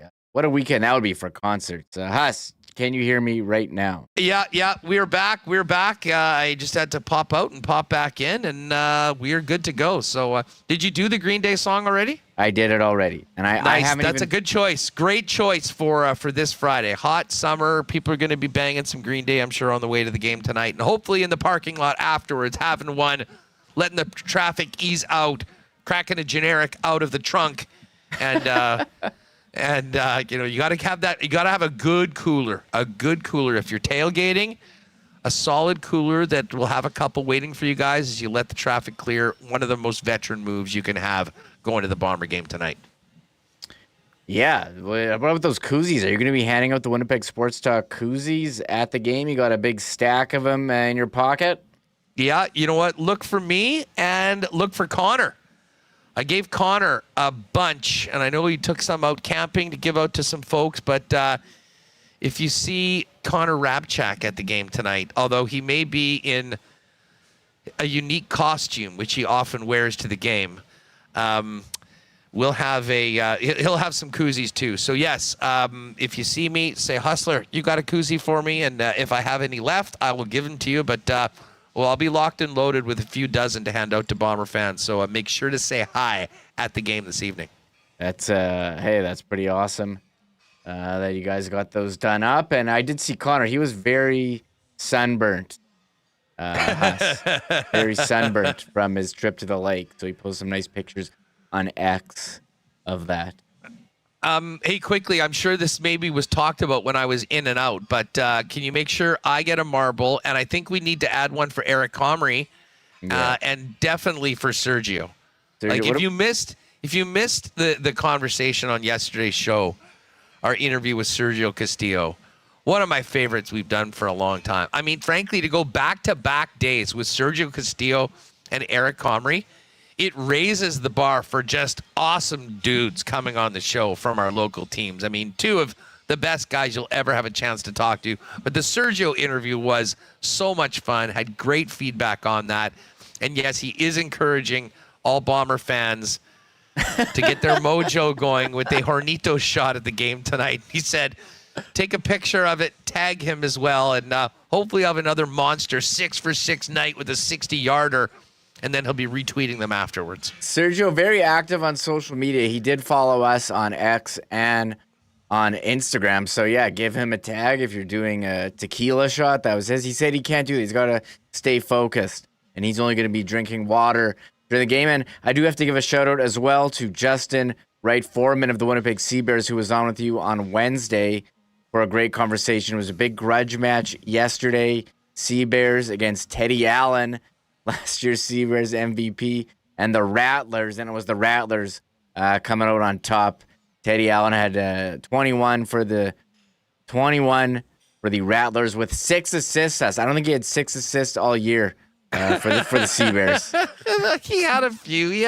I know he had that. His final game, I think he went 39-5-5 for the Seabears. But that was a tough loss. A huge game tomorrow for the Seabears at home against the Vancouver Bandits. I believe there's still a few tickets left for that game. So if you're looking for something to do, get inside the AC of the building and watch a heck of a hoops game. The Seabears are going to need everyone behind them tomorrow night. They got to get a bit of a roll, and they got back-to-back games against the top team in the West, the Vancouver Bandits, beginning tomorrow. And then that game on July 20th when Saskatoon or Saskatchewan comes here, Teddy Allen returns. Should be very interesting. But a disappointing night last night. The Rattlers broke their losing streak with a win. They were up 19 at the half, and the Seabears just were not able to get all the way back. Oh, one other person we might want to throw in, Remo, if it's not too late. Sure, I'll do it. Gary Lawless. Let's give it. I saw Yin Vivian suggest a marble for Lawless, and hopefully we can take him out and then have some fun when we see him at the game tonight. Yeah, okay. Gary's really going to need a hoodie here in plus 30. What is it out? What is it out? I think 32 is the high today. I don't know what it's at right now, but it was supposed to go up to 32, and that's downright chilly compared to what they've had in Vegas over the last month. Yeah, well, I mean, it's so funny. Someone wrote in chat yesterday, it's like Winnipeg winters and Vegas summers shaking hands. You can't go outside neither. Although, I will say, it was a lot warmer here this past winter. It's not minus 40 every day like some will have you believe. Maybe we had like a couple days of cold. I was still waiting for winter to come by the time the snow melted. Yeah, that's a Frankie Corrado. That was Frankie Corrado. That was his swipe. It's minus 42 every day. No, it's not. And sometimes it's plus 32, and that is today. So, as I say, mix a few waters in and have a great time at the game tonight. Look for a koozie, and that's the way it's going to go tonight. Some beers, some waters, and hopefully a big win for the Bombers after, of course, the marbles are completed here on the program. I'm just putting in the list. We have 221 marbles, and you want me to put in you in all capitals. Yeah, putting please. in Sergio Castillo, Justin Wright, and Eric Comrie, and Gary Lawless. And Gary. Gary Lawless. Done deal. All right, let me save it. Save that and get it up. Hey, one other thing I'll mention just while you're getting that set up. Tomorrow night, a great night for sports. Maybe a great night to head over to BP and check out 7 p.m. Canada-Uruguay in the third place game of the Copa. I know it's not for the championship, but still a massive, massive game for our men's national team. And the last time we're going to see this group for a while, although they do have a big friendly planned against the United States and Mexico coming up in September.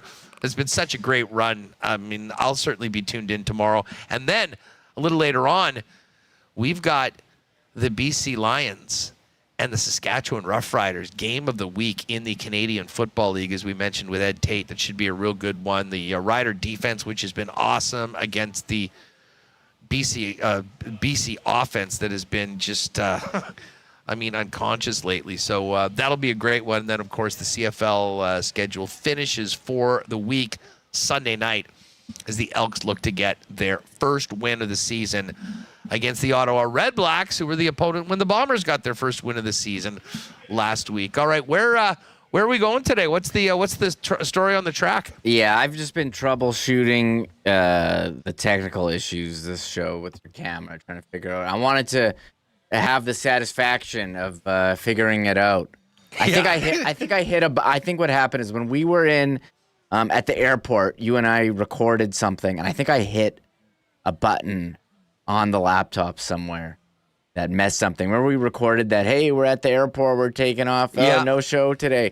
I think I did something then. And it's just weird that was on our way there. There was no issue while we were in Vegas. I did the lock shop. I did the first half of this show, and then all of a sudden it didn't want to work. Anyways, computers. Here, this is what I've learned from doing this show. Computers are weird. Sometimes stuff works, sometimes it doesn't. And that's right now it's not working, and people are blaming. You know what? We need to get into Cosmic Chaos today. Cosmic Chaos. I'm just going to Cosmic Chaos. I'll shut up. No one wants to hear that. I'm just going to play Cosmic Chaos, and you can do the play-by-play. Let's do it. All right, folks. Good luck to everybody in today's marble race. You know how it works. First marble through will get a WST Marble Championship hoodie. You can't buy it. You can only win it. We already have a couple sizes right now, but we'll be getting some more. But hopefully we'll have your size. But you know what? Before you start worrying about the size, win the marble race. So let's drop them right now. Cosmic Chaos on a steamy Friday afternoon in the Peg on Winnipeg Sports Talk. It's been a minute since we've had this one. Great start in this one with the massive funnel. Let's do it.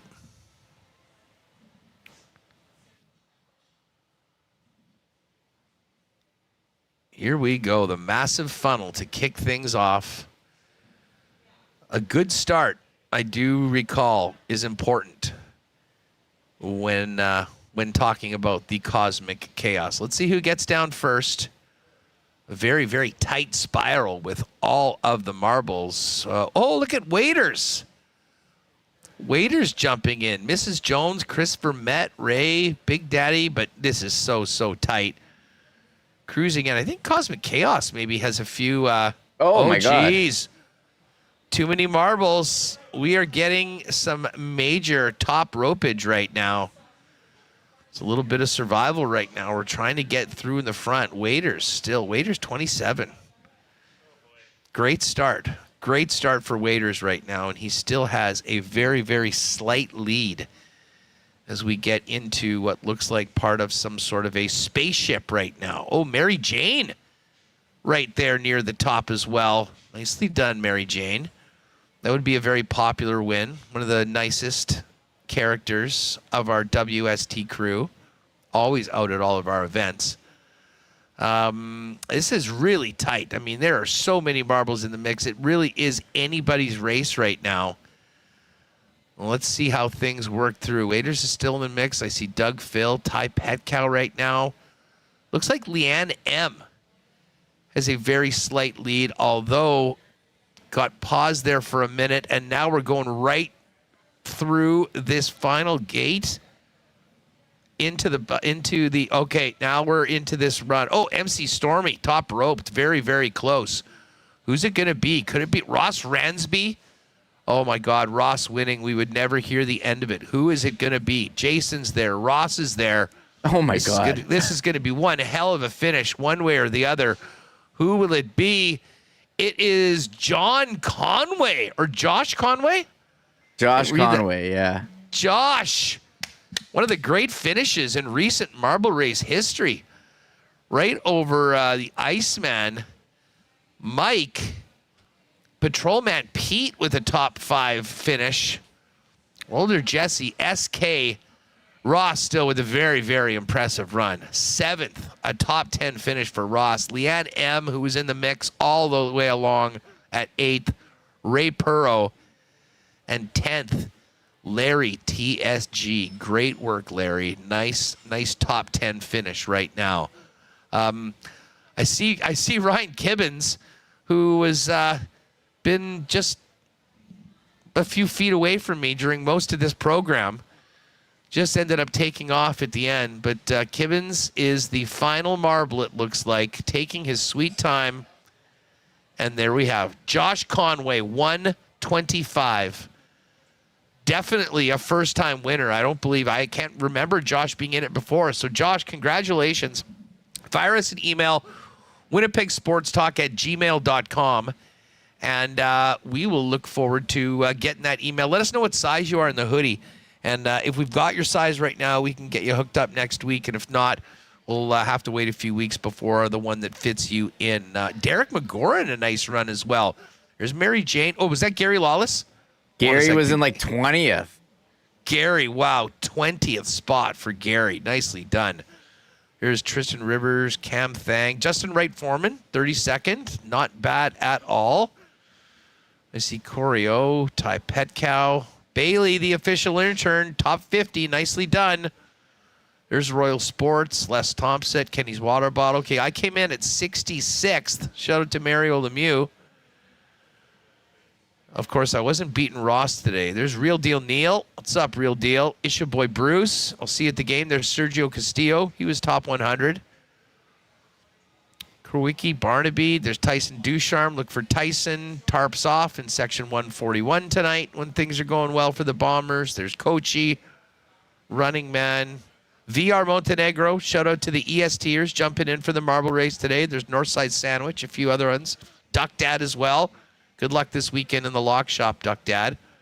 There's Phyllis, Atomic Peg City Jets fan, all the way down to Ryan Kibbins, the final marble that got across the line, and then a large selection of other WSTers that somehow got bounced over the course of the race. Good one today. Cosmic Chaos. Hadn't done that one for a while.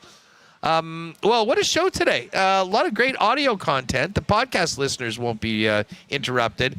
Sorry to everyone for, I don't know what happened. Somewhere halfway through the video is done. But anyways, we'll be back to normal on Monday.